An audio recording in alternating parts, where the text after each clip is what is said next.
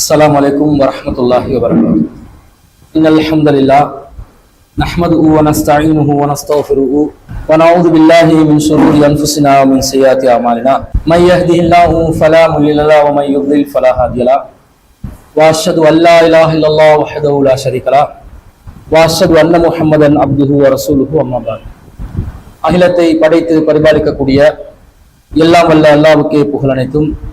அல்லாஹ்வின் சத்திய தூதர் எம் உயிரிலும் மேலான கண்மணி நாயகம் ஸல்லல்லாஹு அலைஹி வஸல்லம் அவர்கள் மீதும் அன்னவர்களை பின்பற்றி வாழக்கூடிய அனைத்து முஸ்லிம்கள் மீதும் எல்லாம் வல்ல அல்லாஹ்வின் கருணையும் சாந்தியும் என்னென்னும் நிலவட்டமாக. அன்பிற்குரிய அல்லாஹ்வின் நல்லடியார்களே, சகோதர சகோதரிகளே, இஸ்லாமிய குடும்பவியல் என்ற தலைப்பின் கீழே தொடர்ச்சியாக சில செய்திகளை நாம் பார்த்து வருகிறோம். அந்த அடிப்படையிலே இன்றைய தினம் ஒரு மனைவி கணவனுக்கு செய்ய வேண்டிய கடமைகள் சம்பந்தமாக திருக்குர்ஆனிலும் நபிகள் நாயகம் ஸல்லல்லாஹு அலைஹி வஸல்லம் அவர்களுடைய பொன்மொழிகளிலும் இடம்பெற்றிருக்கக்கூடிய செய்திகள் சம்பந்தமாக நாங்கள் பார்க்க இருக்கிறோம். பொதுவாக குடும்ப வாழ்க்கை என்று சொன்னா இரண்டு பேர் இணைந்து வாழக்கூடிய ஒரு வாழ்க்கை தான் குடும்ப வாழ்க்கை. ஒரு வண்டி எடுத்தோம் என்று சொன்னா இரண்டு பகுதிகள் அந்த வண்டிக்கு இருக்கும். ஒரு சாதாரண சைக்கிளாக இருந்தால் இரண்டு சக்கரங்கள் இருக்கும். அதே போன்று எந்த வாகனத்தை எடுத்துக்கொண்டாலும் அந்த வாகனத்தை பேலன்ஸ் பண்ணக்கூடிய விதத்துல ரெண்டு பக்கம் இருக்கும். அந்த இரண்டும் சமமான ஒரு நிலையில் இருந்தால்தான் அந்த வாகனத்தை முன்னெடுத்து செல்வதற்கு முடிகிறது. அதே போன்று மன வாழ்க்கை மகிழ்ச்சிகரமானதாக ஆக வேண்டும் என்று சொன்னால் கணவன் தரப்பிலிருந்து மனைவிக்கு செய்யப்பட வேண்டிய கடமைகள் எப்படி சரிவர நிறைவேற்றப்பட வேண்டுமோ அதே போன்று கொஞ்சமும் குறையில்லாமல் மனைவி தரப்பிலிருந்து கணவன் தரப்புக்கு செய்யப்பட வேண்டிய கடமைகளும் நிறைவேற்றப்பட வேண்டும் என்பது இஸ்லாத்தினுடைய ஒரு அடிப்படையான விதியாக இருக்கிறது. அந்த வகையில கணவன்மார்கள் தங்களுடைய குடும்பத்துல என்னென்ன மாதிரி நடந்து கொள்ளணும் என்றது பலதரப்பட்ட சந்தர்ப்பங்கள்ல நாங்க சொல்லி இருக்கிறோம். அதே போன்று மனைவியும் ஒரு கணவனுக்கு செய்ய வேண்டிய அடிப்படையான கடமைகள் என்னவென்பதை சரியாக அறிந்தால் ஒரு மனைவி சிறந்த மனைவியாக வாழலாம். அந்த குடும்பமும் சிறந்து விளங்கும். அந்த குடும்பத்திலே நிம்மதி நிலவும். அந்த குடும்பமும் அல்லாஹ்வுக்கும் ரசூலுக்கும் கட்டுப்பட்டு நடக்கக்கூடிய ஒரு குடும்பமாக அமையும் என்பதை நாங்கள் பார்க்கிறோம். அப்ப முதலாவதாக இஸ்லாமிய மார்க்கம் மனைவிக்கு கணவன் மீது இருக்கக்கூடிய கடமைகள் என்னவென்பதை பற்றி இஸ்லாம் சொல்கிறது. அல்லாஹ் என்ன சொல்கிறான் என்று பாருங்கள். அர்-ரிஜாலு கவ்வாமூன அலன் நிஸா பிமா ஃபல்லல்லாஹு பஅதுஹும் அலா பஅத். ஆண்கள் தான் பெண்களை நிர்வாகம் செய்பவர்கள். இந்த இடத்துல ஆண்கள் பெண்கள் என்று வருது தானே, இது பொதுவான ஆண்களையும் பொதுவான பெண்களையும் குறிக்காது. இந்த இடத்துல அர்-ரிஜால் என்றது பொதுவான வார்த்தையா இருந்தாலும் நிசா என்பது பொதுவான வார்த்தையா இருந்தாலும் ஆண்கள் பெண்கள் என்று பொதுவாக இதுக்கு கருத்து கொடுக்க கூடாது. ஏனென்றால் எல்லா ஆண்களுக்கும் எல்லா பெண்களையும் நிர்வகிக்க முடியாது. அப்ப யார் யாரை நிர்வகிப்பாங்க என்று சொன்னா கணவன்மார்கள் மனைவிமார்களை நிர்வகிக்கக்கூடியவர்கள். அப்ப மனைவிமார்கள் ஒரு நிர்வாக கட்டுப்பாட்டுக்குள்ள இருக்கிறாங்கன்னு அர்த்தம். மனைவிமார்களை கணவன்மார்கள் தான் நிர்வகிப்பாங்கன்னு அல்லாஹ் சொல்றான். அதுக்கு காரணம் என்ன சொல்றான்? பிமா ஃபல்லல்லாஹு பஅதுஹும் அலா பஅத். ஒருவரை விட ஒருவரை எல்லாம் சிறப்பித்து வைத்திருக்கிறார். உடல் அமைப்புல பெண்கள் பலவீனமானவர்களாகவும் ஆண்கள் பலசாலியாகவும் இருக்கிறாங்க. அதே நேரத்துல ஒரு சமூக மன்றத்துல செயல்படுவதாக இருந்தாலும் பெண்கள் செயல்படுவதில் உள்ள ஈடுபாடும் ஆண்கள் செயல்படுவதில் உள்ள ஈடுபாடையும் நாங்கள் உற்று நோக்கி கவனித்தால் ஆண்கள் தான் பலசாலிகளாக ரொம்ப கடினமான முறையில உழைக்கக்கூடியவர்களாக இருப்பார்கள். அந்த விதத்துல ஆண்களுக்கு சிறப்பு. வபிமா அன்ஃபகு மின் அம்வாலிஹிம், பெண்களுக்கு செலவிடக்கூடியவர்களாக ஆண்கள் இருப்பார்கள். அந்த வகையிலும் ஆண்கள் தான் என்ன செய்வாங்க, பெண்களும் நிர்வகிப்பாங்க. அப்ப இந்த ரெண்டு பண்புகளும் கணவன் மனைவி என்ற இரு தம்பதியினர்களை எடுத்துக்கொண்டா அதுல பலசாலி ஆண் தான், கணவன் தான்.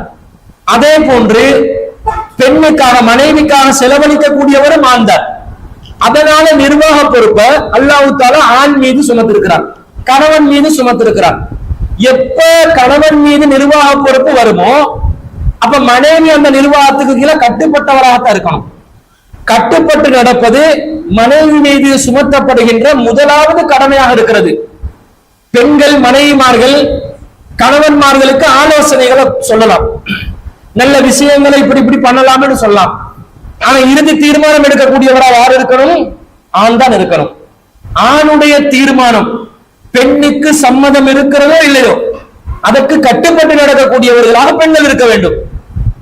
பொதுவாக ஆண்கள் தீர்மானங்கள் எடுக்கும் பொழுது மார்க்கத்துக்கு முரணில்லாத விதத்துல தீர்மானம் எடுக்கணும் என்ற பொதுவான ஒரு அளவுகோல் இருக்கிறது. மார்க்கத்துக்கு முரணான தீர்மானங்களுக்கு யாரும் கட்டுப்படக்கூடாது, ஆணும் கட்டுப்படக்கூடாது, பெண்ணும் கட்டுப்படக்கூடாது. அப்ப ஆண் தரப்புல கணவனுக்கு நிர்வாக பொறுப்பு சுமத்தப்பட்டதனால பெண் கணவனுக்கு, மனைவி கணவனுக்கு கட்டுப்பட்டு நடக்கணும். அப்ப நிர்வாக தீர்மானங்கள், குடும்ப நிர்வாக தீர்மானங்களை ஆண்கள் எடுக்கக்கூடியவர்களாக இருந்தால் பெண்கள் அதற்கு கட்டுப்பட வேண்டும்.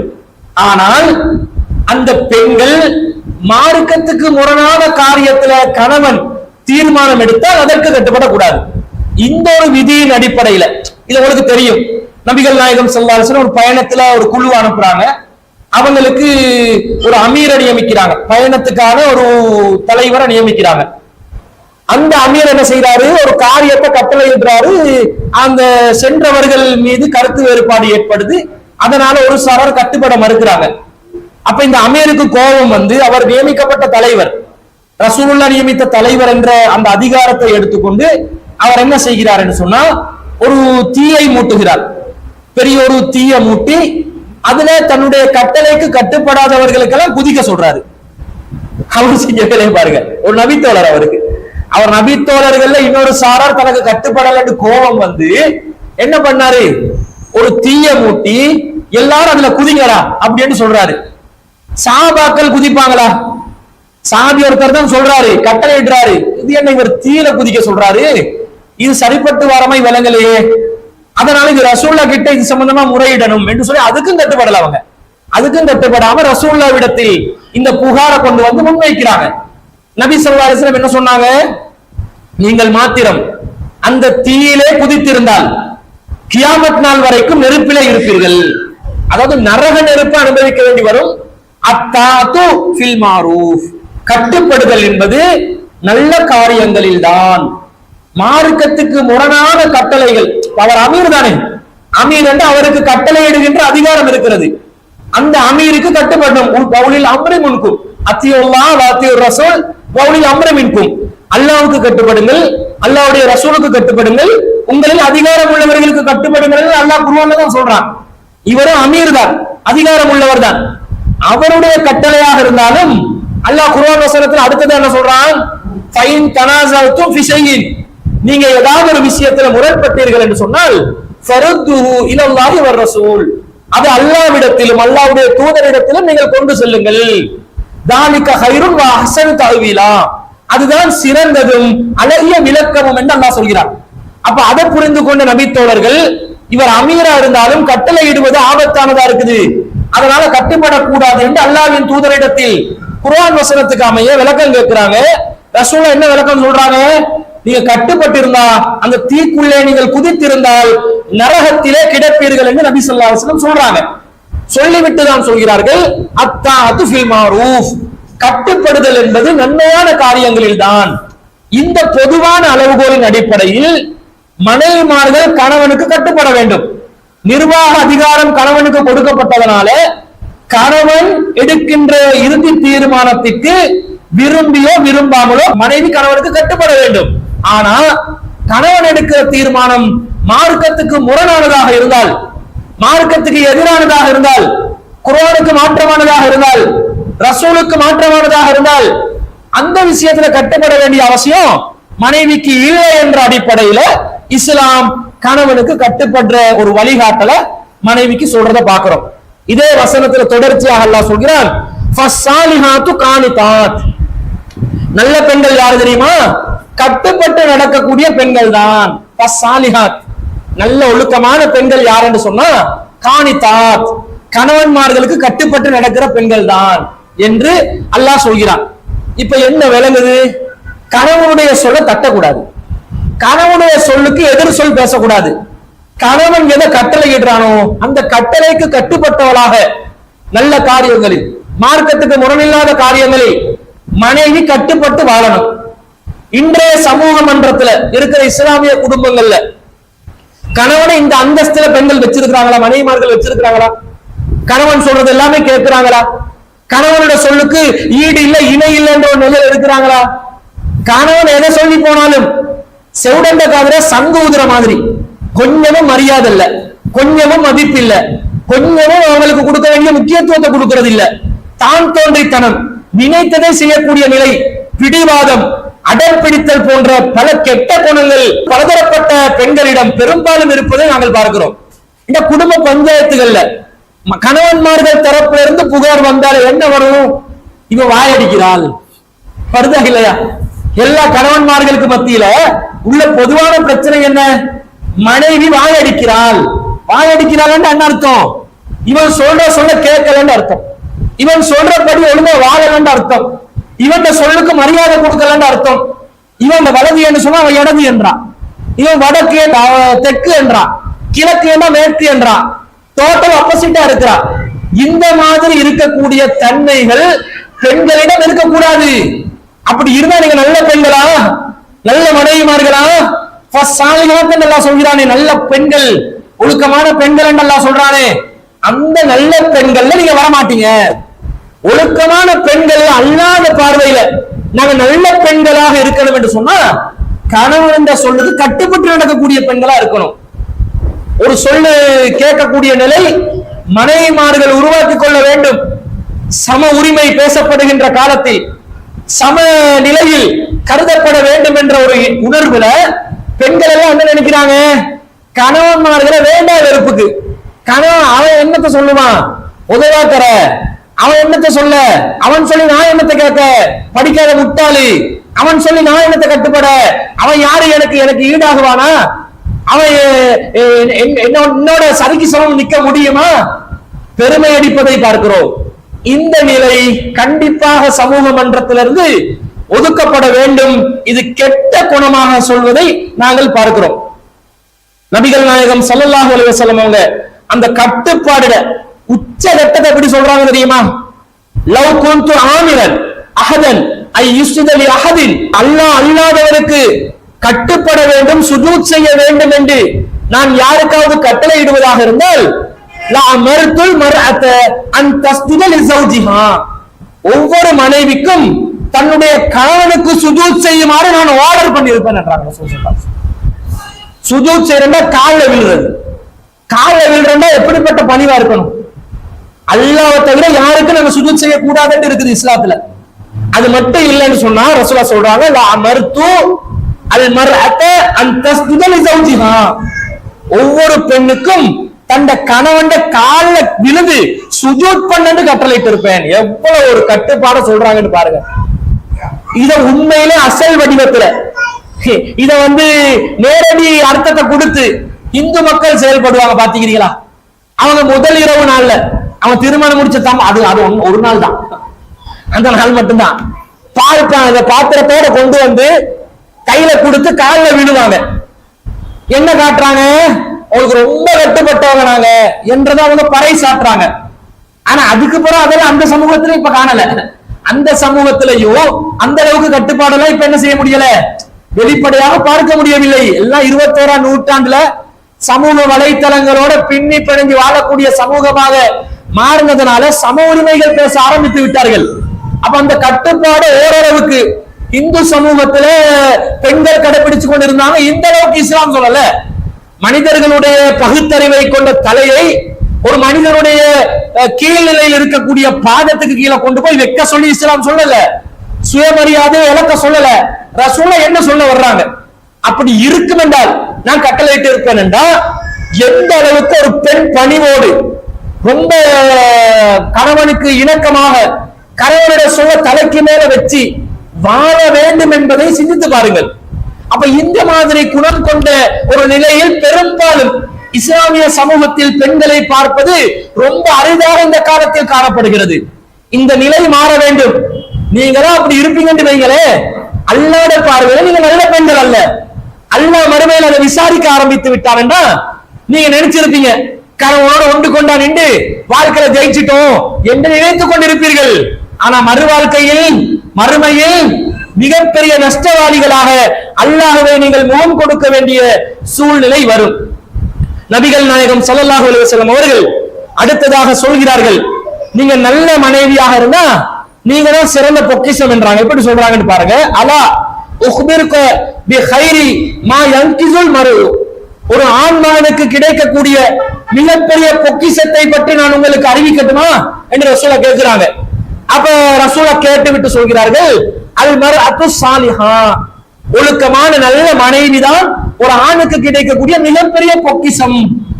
அப்ப கணவனும் எப்படி நினைக்கணும், தனக்கு கட்டுப்பட்டு நடக்கக்கூடிய மனைவியா இருந்தா அவர் ஒரு பொக்கிஷமா நினைக்கணும். பொக்கிஷத்தை எப்படி நாங்க மதிப்பா வைப்போம், அது ஒரு காசு நிறைஞ்ச இடம் தானே, அதை எவ்வளவு ஒரு பெருமதியான ஒரு பொருளாக நாங்க பாதுகாப்போம். அந்த அமானித உணர்வோட கணவன் நடக்கணும்.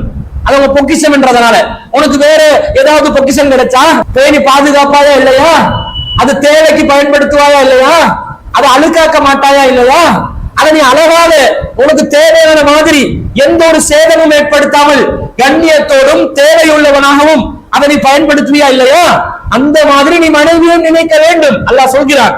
அப்ப மனைவியும் ஒரு பொக்கிஷமாக இருக்கக்கூடியவர்களாக இருப்பார்கள் என்று ரசூலா சொல்லிட்டு, அந்த பொக்கிஷத்தை நீங்க எப்படி அடைவீங்க தெரியுமா, இதா நலர இலைஹா சர்ரத்துஹு, கணவன் அவளை நோக்கினால் அவனை மகிழ்விப்பாள். பொண்டாட்டியை பார்க்கும் போது கணவனுக்கு மகிழ்ச்சி தரக்கூடியதா இருக்கணும், எரிச்சல் தரக்கூடியதா இருக்கக்கூடாது.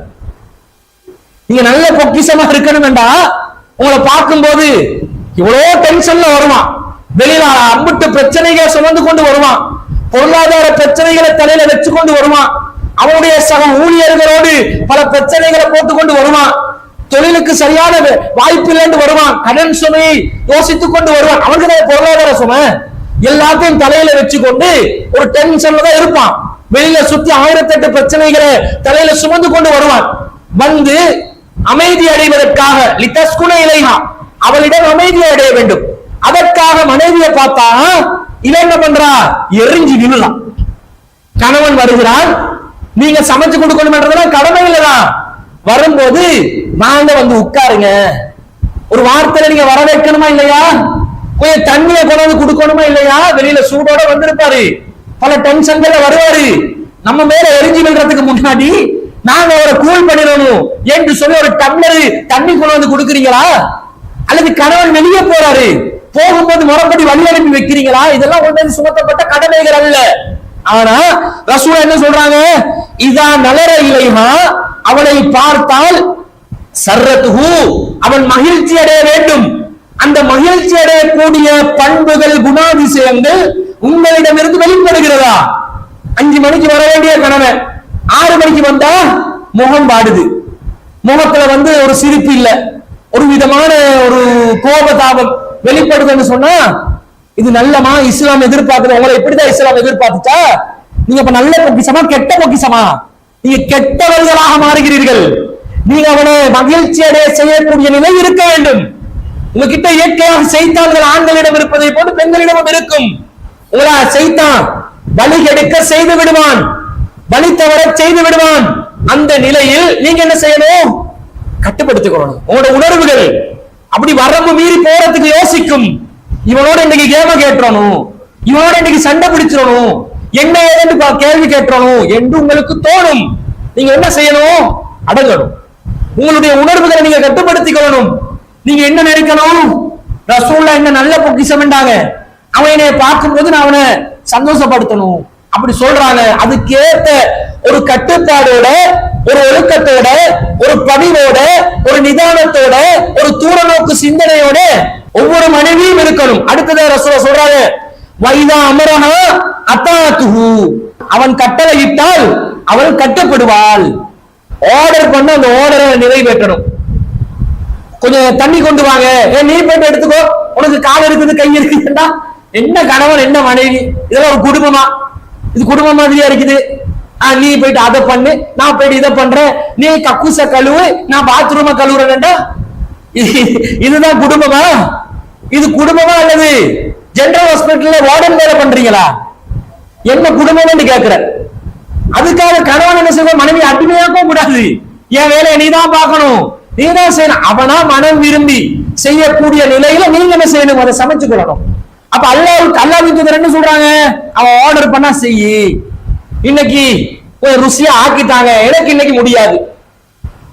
ஆர்டர் பண்றான், சமைச்சு வைக்க சொல்லி ஆர்டர் பண்றான். அப்ப நீங்க செய்யணுமா இல்லையா? செய்யணும். நீங்க முடியலன்னு சொன்னா அதை கன்வின்ஸ் பண்ற விதத்துல வரணும். எப்படி வரக்கூடாது, இன்னைக்கு எனக்கு ரொம்ப உடம்புக்கு முடியாம இருக்குது, இன்னொரு நாளைக்கு பார்த்துக் கொள்வோமா, இன்னைக்கு கடையால வாங்கி சாப்பிடுவோமா, கன்வின்ஸ் பண்ற மாதிரி வாங்க. அமைதிப்படுத்துங்க, அமைதிப்படுத்தி உங்களோட காரியத்தை சாதியுங்க. ஒண்ணு கொண்டு நின்றா நீங்க கட்டுப்பட வேண்டும் என்ற அந்த நிலையை மீறுகிறீர்கள். அந்த நிலையை மீறினால் நீங்க இப்ப ஒரு சிறந்த மனைவி என்ற கேட்டகரியில இருந்து வெளியே சென்று விடுகிறீர்கள். இன்னும் கட்டளையிடுவான் பல விஷயம். அதுக்காக இவன் கட்டளையிடுற பேர்ல மானத்தை, மரியாதைய, சூடு சொர்ணம் இல்லாத கட்டளை எல்லாம் போடக்கூடாது. அவங்களுக்கு ஒரு மான மரியாதை இருக்கும். இவனுக்கு இவன் குடும்பத்துல உள்ளவங்களோட நல்லா பழகணும் என்றதுக்காக இவளை திட்டி தீர்க்கிற, இவளை நாசமா கருதுற, இவளுக்கு நாசமா போட்டு பதுவா பண்ற ஆக்கள் கிட்ட போய் நீ போய் பேசு, அப்படி இல்லை. அது முறை இல்லை. அதுக்கெல்லாம் ஒரு வழிமுறைகள் இருக்குது. அது படிப்படியா மெல்ல விஷயங்களை சொல்லி இவங்களை அமைதிப்படுத்தி அவனோட தவறை உணர வச்சு அவனுக்கு சலாம் சொல்ல வச்சுக்கொள்ளணும். மானம் மரியாதையை இழக்க வைக்கிற மாதிரி கட்டளைகள் போக கூடாது. அப்படி கட்டளைகள் போட்டா அவங்க கட்டுப்படணுமா? இல்ல. ஒரு பேலன்ஸ்ல கொண்டு போகணும். குடும்பம் என்ற ஒரு பேலன்ஸ். இவர் ஆண் ஆதிக்கத்துல இருக்கக்கூடாது, அவர் பெண் ஆதிக்கத்துல இருக்கக்கூடாது. ரெண்டும் பேலன்ஸ் பண்ணணும். அப்ப கணவன் கட்டளையிட்டால் கட்டுப்படக்கூடியவளாக மனைவி இருக்க வேண்டும். அந்த மனநிலையை வச்சுக்கொள்ளணும் பெண்கள். அவன் எனக்கு ஆர்டர் போடுற இடத்துல இருக்கிறான், நான் கட்டுப்படுற இடத்துல இருக்கிறேன் என்ற அந்த மனோநிலையில் ஒவ்வொரு பெண்ணும் வாழணுமா இல்லையா?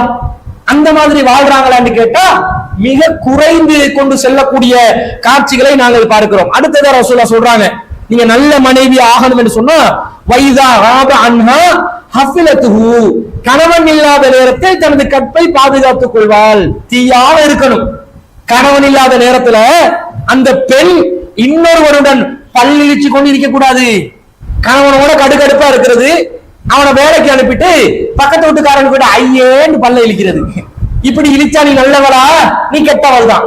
அப்ப கணவன் இல்லாத நேரத்துல நீ என்ன பண்ணணும், கணவன் விரும்பக்கூடிய விதத்துலதான் நீ நடக்கணும். கணவன் இருக்கும் போது எப்படியோ கட்டுப்பாடோட இருப்பாயோ அந்த மாதிரி மனைவி நீ இருக்கணும் என்று இஸ்லாம் சொல்கிறது. உன்னுடைய கற்பை பறிகொடுக்கக்கூடிய விதத்தில் மனைவி இருக்கக்கூடாது. நீங்க அப்படி பெரும்பாலும் முஸ்லிம் சமூகத்துல இது ரொம்ப குறைவாக கற்பு பறி கொடுக்கக்கூடிய நிலை இருக்கும் என்றாலும் இன்று சமூக மன்றத்தில் ரிவர்ஸ்ல போகுது. எல்லாம் தலைக்கீழா மாறுது. எங்கடா இவன் வெளியே போறான்னு பார்த்து கொண்டு இருக்கிறாங்க. எல்லா விதமான அனாச்சாரங்களும் வீட்டுக்குள்ளே அரங்கேறக்கூடிய காட்சிகளை நாங்கள் பார்க்கிறோமா இல்லையா? இதுக்கு என்ன காரணம்? இவன் மேல சரியான மரியாதை, மதிப்பு, அன்பு, பாசம் வைக்க அவன் எங்க அவன் போறானா போன் பேசுறான். நீங்க சொல்றீங்க சாதாரண குடும்பங்கள் எல்லாம் படிச்ச குடும்பங்கள் எல்லாம் பெரிய பெரிய லெவல்ல இருக்கிறவங்க எல்லாம் பஞ்சாயத்து கொண்டு பேரோட ஊரோட சொல்ல முடியாது தானே கொண்டு வருவாங்க. நாங்க வெளியில இருந்து பார்த்தா ரொம்ப ஒத்துமையா வாழ்றாங்க இந்த தம்பதிகள் நினைப்போம். என்ன சொல்லுவாங்க தெரியுமா? மௌலவி நமக்கு ஒரு பொண்ணு பார்க்க மாட்டீங்களா? அப்பதான் விஷயம் வெளியே வரும். என்ன விஷயம், எதுக்கு பொண்ணு பாக்குறீங்க? இல்ல இப்படித்தான் இப்படித்தான் இப்படித்தான் என்று மனைவியை பத்தி சொல்ல ஆரம்பிப்பாங்க. சொல்ல ஆரம்பிச்சா ஒழுக்க சீர்கேடு. அவன் போன்ல இருப்பாங்க, அவன் போனை வந்து விற்க மாட்டாங்க, கண்டவனோட செக் பண்றது ஒழுக்க சீர்கேடு தானே. நீங்க கற்பை பறி கொடுப்பது என்றால் வெறுமனே நீங்க உங்களோட கட்டில் சுகத்தை இன்னொருவருக்கு கொடுப்பது மாத்திரம்தான் கற்பை பறி கொடுப்பது என்பது கிடையாது. கற்புல பல விதங்கள் இருக்குது, பல படித்தரங்கள் இருக்குது. முதல் படித்தரம், நீங்க அந்நிய ஆண்களோட தேவையில்லாம பேசக்கூடாது. தேவைக்கு பேசலாம், தேவைக்கு தாராளமா பேசுங்க. அந்நிய ஆண்களோட தேவைக்கு பேசலாம், யாரோடையும் பேசலாம். தனிச்சு இருக்க கூடாது. ஒரு ஆணோட ஒரு பெண் தனியா இருக்க கூடாது. ஆட்டோல போறீங்க, எப்படி போறீங்க? தனியா தானே போறீங்க. இது கூடுமா? நீங்க ஆட்டோல சவாரி செய்றீங்க, ஒரு ஆணோட ஒரு பெண் தனியா போகலாமா? கேள்வி வருகிறது. என்ன செய்யணும்? தனிமை என்றது ஏற்படக்கூடிய நிலை இருந்தால் நீங்க அதை தவிர்த்து கொள்ளலாம் வேண்டும். ஏண்டா சமூக மன்றத்துல அது ஒரு வெளிப்படையான காட்சியாக பார்க்கும் பொழுது இல்ல பகல் நேரத்துல தானே போறாங்க, பிரச்சனை இல்லை என்று நீங்கள் நினைக்கலாம். ஆனால் தனிச்சிருக்க வேணாம் என்று சொன்னா ஆட்டோல கூட நீங்க ஒரு அந்நிய ஆணுடன் தனியாக பயணம் செய்ய முடியாது. நீங்க இன்னொருத்தரை வச்சுக்கணும். இப்படிதான் நீங்க உங்களோட பயணத்தை மேற்கொள்ளணும். அப்ப எந்த அளவுக்கு இஸ்லாம் அந்த கட்டுப்பாடுகள் அந்த தரத்தை பாருங்க. ஒழுக்கத்தை கற்ப பேணணும் என்று சொன்னா இதுல பேணுது. குலைந்து குலைந்து பேசாதீர்கள் இஸ்லாம் சொல்லுது. பேசுங்க. பேசும்போது குரலை சரி செஞ்சு கொள்வாங்க. வீட்டுல கடா புடான்னு பேசுறேன், ஏய் வா போ பேசுறது. யாராவது ஒருத்தன் வந்து என்ன வாங்க போங்க அப்படி குலைகிறது. அந்த வாய்ஸ் எல்லாம் பாருங்க சாதாரணமா பேசுவாங்க. நீங்க போன் பேசும்போது பாருங்க, ஓ இல்ல எஸ் கம் கோ, அதோட ஒரு ராகத்துல குரல் மாறுறது. என்ன இது? எதுக்கு யாருக்கு நீ ராகம் காட்டுறாய்? உன மாப்பிள்ளைக்கு ராகம் காட்டு. மாப்பிள்ளைய வச்சு நான் கவிதை பாடுறேன், நீ ரசிக்கிறியான்னு கேளுங்க. கேட்பீங்களா? எப்பயாவது கேட்டது உண்டா? மாப்பிள்ளைய வச்சு கவிதை சொல்லுங்க, என்னை தாளாட்ட வருவாங்கன்னு கேளுங்க மாப்பிள்ளை கிட்ட. சிரிப்பு வருது ஏன்டா? இது நடக்கவே நடக்காது குடும்பத்துல. ஒரு மனைவிய பாட சொல்லி கணவன் ரசிப்பானா? நீ பாடுமா பாடு, இனிமையான குரலை நான் கேட்கிறேன். அவன் வந்து புது மாப்பிள்ளைக்கு என்ன நடக்கும்? அம்மாடியோ நீ பாடவே பாடாது, வாழ்க்கை முழுக்க நீ வந்து ஊமையா கடந்தாலும் பரவாயில்ல. இவனுக்கு குரல் இருக்கும், இவரும் மாப்பிள்ளையும் சரி கட்டுவாரு குரலை. என்ன எப்ப சரி கட்டுவாரு? ஒரு கால் வரும், ஸ்பெஷலான நம்பர்ல இருந்து வந்து வைங்க, குரல் கொஞ்சம் வித்தியாசம். இல்ல இவன் வந்து குரக்க குரலா இருக்கும் பேசினா, அல்லது ஒரு கம்மியில குரலா இருக்கும். இவர் ராகத்தை எடுப்பார். எஸ்பி பாலசுப்ரமணியன் தானே இவரு, பாலசுப்ரமணியன் பரம்பரை. அப்படி ராகம் எடுத்து பேசுவாரு. நீயும் செய்யக்கூடாது நீயும் செய்யக்கூடாது. குறிப்பாக குரல்ல ஒரு வளைவு பெண்களுக்கு இருக்குது. ஆண்களோட குரலும் பெண்களோட குரலும் வித்தியாசம் தானே. அப்பதான் அந்த அட்ராக்ஷன் நடக்கும். அதுக்காக பொம்பளையோட குரல்ல கொஞ்சம் டெசிபல் அங்க இங்கெல்லாம் கூட்டி குறைச்சி எல்லாம் பேலன்ஸ் பண்ணி கொடுத்துருக்கான். ஆம்பளை போல குரல் வந்து ரொம்ப கடினமான குரலா இருக்காது. ஏற்கனவே உங்ககிட்ட குரல்ல நளினம் இருக்குது. இந்த நளினத்தை இன்னும் டியூன் பண்ணி அடுத்தவனோட பேசும்போது பேசணும். அடுத்தவனோட தான் ரஃபா பேசணும். பக்கத்து வீட்டுக்காரனோட பேசும்போது ஐயே குறைதகு எண்ட எண்ட இப்படி கடினமான குரல்ல பேசணும். அவன் நினைக்கணும் இது ஒரு கடினாய், கடிச்சாலும் கடிச்சிரும், கிட்ட நெருங்கிட கூடாது. இந்த உணர்வு வரணுங்க. அப்பதான் அவனுக்கு பாதுகாப்பு இருக்கும். இது அவனோட பேசும்போது குறைகிறது, மாப்பிளோட பேசும்போது குறைக்கிறது. எல்லாம் மாறி மாறி நடக்குதா இல்லையா? அப்ப இதெல்லாம் கட்டை பாதுகாக்கிற விஷயங்கள். நீங்க அறியாம செய்யலாம். சில காரியம் என்ன நினைப்பீங்கன்னா, ஏன் மாப்பிள்ள தானே, அவன் என்னத்தை பார்த்து என்னத்தை ரசிக்க, அவன் முன்னுக்கு நான் எப்படி இருக்கலாம் என்ன நினைக்கிறது. இதே அடுத்தவன் முன்னுக்கு சின்ன குயில் சித்ரா மாதிரி இவங்களோட குரல் அப்படியே டியூன் பண்ணி பேசினோதான் அவங்க டீசன்ட் டிசிப்ளின் ரொம்ப நல்ல ஒரு குடும்பத்தில் இருக்கிறாங்க கணக்கு போடுவாங்கன்னு இவன் நினைக்கிறான். இது ஆபத்தின் முதல் படி. இதை செய்யக்கூடாது. அப்ப கற்பை பாதுகாக்கணும். அதே போன்று அவசியம் இல்லாம தனிமையில பேசுறது, சேட்டிங் பண்றது. தேவை இருந்தா எவனோடையும் பேசு, தேவையில்லை எவனோடையும் பேசாது. ஆணுக்கும் தான் பெண்ணுக்கும் தான். தேவை இருந்தா பேசுங்க, பிரச்சனை இல்ல. மார்க்கம் வந்து தடுக்காது. ரசூலா கிட்ட கேள்வி கேட்டாங்க பெண்கள், பல அந்தரங்க விஷயங்கள் எல்லாம் கேள்வியா கேட்பாங்க. ரசூலா பதில் சொல்லுவாங்க. ஆயிஷா ரலியல்லாஹு பின்னாடி இருந்து சைக்கிள செய்வாங்க. இதெல்லாம் கேட்காதீங்க, மானத்தை வாங்காதீங்கன்னு சைக்கிள செய்யற அளவுக்கு கேள்விகள் வரும். ஆனா தேவை இல்லாம ஒரு வார்த்தை பேசுறது ஹராம். கவனிக்கணுமா இல்லையா? இத பார்க்கணும். அப்ப பெண்கள் ரொம்ப கவனமாக தன்னுடைய விஷயங்கள் இருக்கணும். இதுல உச்சகட்டம் தான் கணவனுக்கு கொடுக்க வேண்டிய சுகத்தை கணவன் இல்லாத நேரத்துல இன்னொருத்தனோட பகிர்ந்து கொள்வது. இது எந்த ஆணும் அங்கீகரிக்க மாட்டான், ரொம்ப ரோஷம் கொள்வான். இது வெறுப்பின் உச்சகட்டத்துக்கு போயிடும். இதனுடைய விளைவாக கொலை கூட நடக்கலாம். ரொம்ப கவனமா. இவ்வளவு ஒரு ஆம்பளே ரோஷமா யோசிக்கும் போது அல்லாஹ் யோசிக்க மாட்டானா? அல்லாஹ் எவ்வளவு யோசிப்பா? என்னதான் தெரிஞ்ச பழகின யாரா இருந்தாலும் இந்த தொட்டு பேசுற கதை, அவங்களோட நெருங்குற கதை, உரசி கொண்டிருக்கிற கதை, குடும்பங்கள கெட் டுகெதர் நடக்கும். அப்படியே உரசுறது வந்து நீயும் உரசு நானும் உரசு, மஹரம் பாக்குறல்ல, அஜ்னபி பாக்குறல்ல, எல்லாத்தையும் முன்னுக்கு ஒழுங்கா முக்காடையும் போடாம இதெல்லாம் சரி வராது இஸ்லாத்துல. உனக்கென்ற ஒரு சுயமரியாதையுடன், ஒரு கட்டுப்பாடுடன், கண்ணியத்துடன் வாழ்வதற்கு இஸ்லாம் வழிகாட்டி இருக்குது. அதை யோசித்து நீ வாழ வேண்டும். இவன் எந்த நேரம் இருந்து கொண்டு அங்கிட்டு போ இங்கிட்டு போ மேல முட்டாளு கணவன் சொல்ல வைக்கிற அளவுக்கு இருக்க கூடாது. அப்படி சொன்ன உடனே பேர் அவனுக்கு ரோஷம் வந்துடும் பாருங்க. இது ஒரு கேஸ், எப்ப பார்த்தாலும் என்னைய ஃபாலோ பண்ணிக்கொண்டே சந்தேக பார்வையிலே அடிக்கும். அவன் மார்க்கத்தை நினைச்சு சொல்லுவான், அவன் கட்டுப்பாடு நினைச்சு சொல்லுவான். அவன் ரோஷம் அது. அதுக்கு நீங்க உதவி செய்யதான் வேண்டும் என்றதை நாங்க பாக்குறோம்.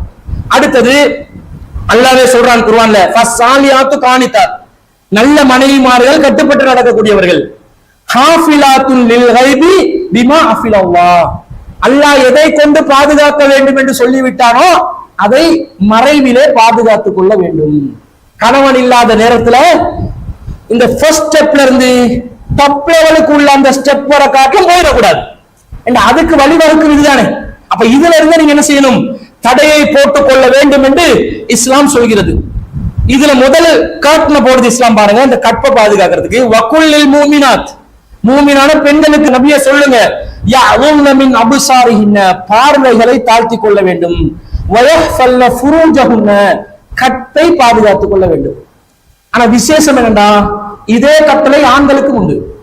மூமினான ஆண்களும் பார்வையை தாழ்த்தணும், கற்பை பெறணும். அவருக்கு கற்பு இல்லாம அவர் நினைச்ச மாதிரி இருப்பாரு, நினைச்சவங்களோட எல்லாம் பேசுவாரு, நினைச்ச மாதிரி அவரும் குறைவாரு, அவரும்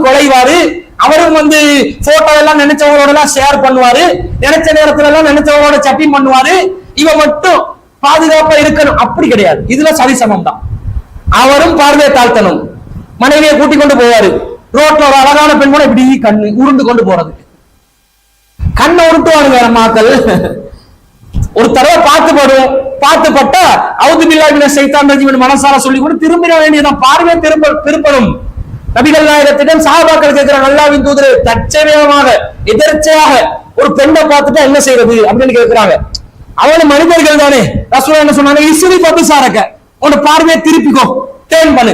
இப்படி பார்த்தா உண்டு நிக்குது. இன்னைக்கு இலங்கையில இருக்கிறது உடுக்குற உடுப்பு பாருங்க, உடுப்பா உடுக்குதுவல், அம்மனத்தோட கிடக்குதுவல்.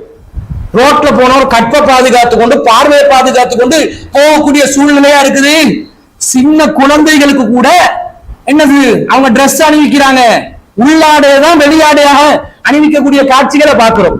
அப்ப ரொம்ப சீர்கேட்டாக, குறிப்பாக இந்த பாலிவுட் ஹாலிவுட் சினிமாக்களுடைய தாக்கம், இந்தி படங்களுடைய தாக்கம் சிங்கள சமூகத்துல ரொம்ப கூடுதலான ஆதிக்கம் செலுத்துது. அந்த தாக்கத்தின் காரணமாக அதே போன்ற இந்த சமூக ஊடகங்கள், டிக்டாக் இது போன்ற ஊடகங்கள், இன்ஸ்டாகிராம்ல வரக்கூடிய இந்த கூத்துக்களை வச்சு எல்லாரும் என்ன செய்யறாங்க, ரொம்ப டிரெஸ்ல மோசமா போறாங்க. தற்சமயா பார்த்துப்படுது பார்வையை திருப்பணும். அதே வேலையை இவவும் செய்யணும். ஒரு ஆம்பளை போறான், கொஞ்சம் பாக்குறதுக்கு வெள்ளையும் சொல்லையுமா இருக்கிறான், பாக்குறதுக்கு பிரேஸ்லெட் ஒன்று வேற போட்டு இருக்கிறான், கொஞ்சம் ஐபோன்ல 15 Pro Max வச்சிருக்கிறான்.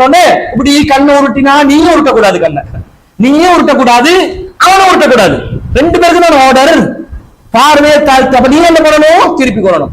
ஆனா மாப்பிள்ளை என்ன நினைப்பாருண்டா, கணவன் பொண்டாட்டி இப்படியே தலையை குளிச்சு கொண்டு நடக்கணும், இவர் இப்படி போவார், பராக்கு பார்த்துக்கணும், பார்த்து கொண்டு போவாரு. இப்படி நீங்க இருக்கக்கூடாது, அவள் நினைக்க கூடாது. நான் அவளே தானே பாக்குறேன், அவன் நல்ல கியூட்டான ஒரு போய் வர்றாரு, நல்ல ஸ்லிம்மா இருக்கிறாரு, நல்ல பொடி, அப்படி ஜிம் பொடியா இருக்குது, நீ பாப்பியா ரசிப்பியா, அது மாறாம் தான். பார்வை திருப்பணும். அல்லாஹ் தஆலா ரெண்டு சாராருக்கும் இந்த ஆர்டரை போடுறான். குறிப்பாக பெண்கள் பார்க்க ஆரம்பிச்சான்னு வைங்க, ஆண் பார்த்தா பெண் ஒரு ஜாதி சைக்கோ கேஸ் போல பார்வையை ரொம்ப சாப்பா வச்சிருக்குதுன்னு சொல்லி திட்டி கொண்டு கூட போவா.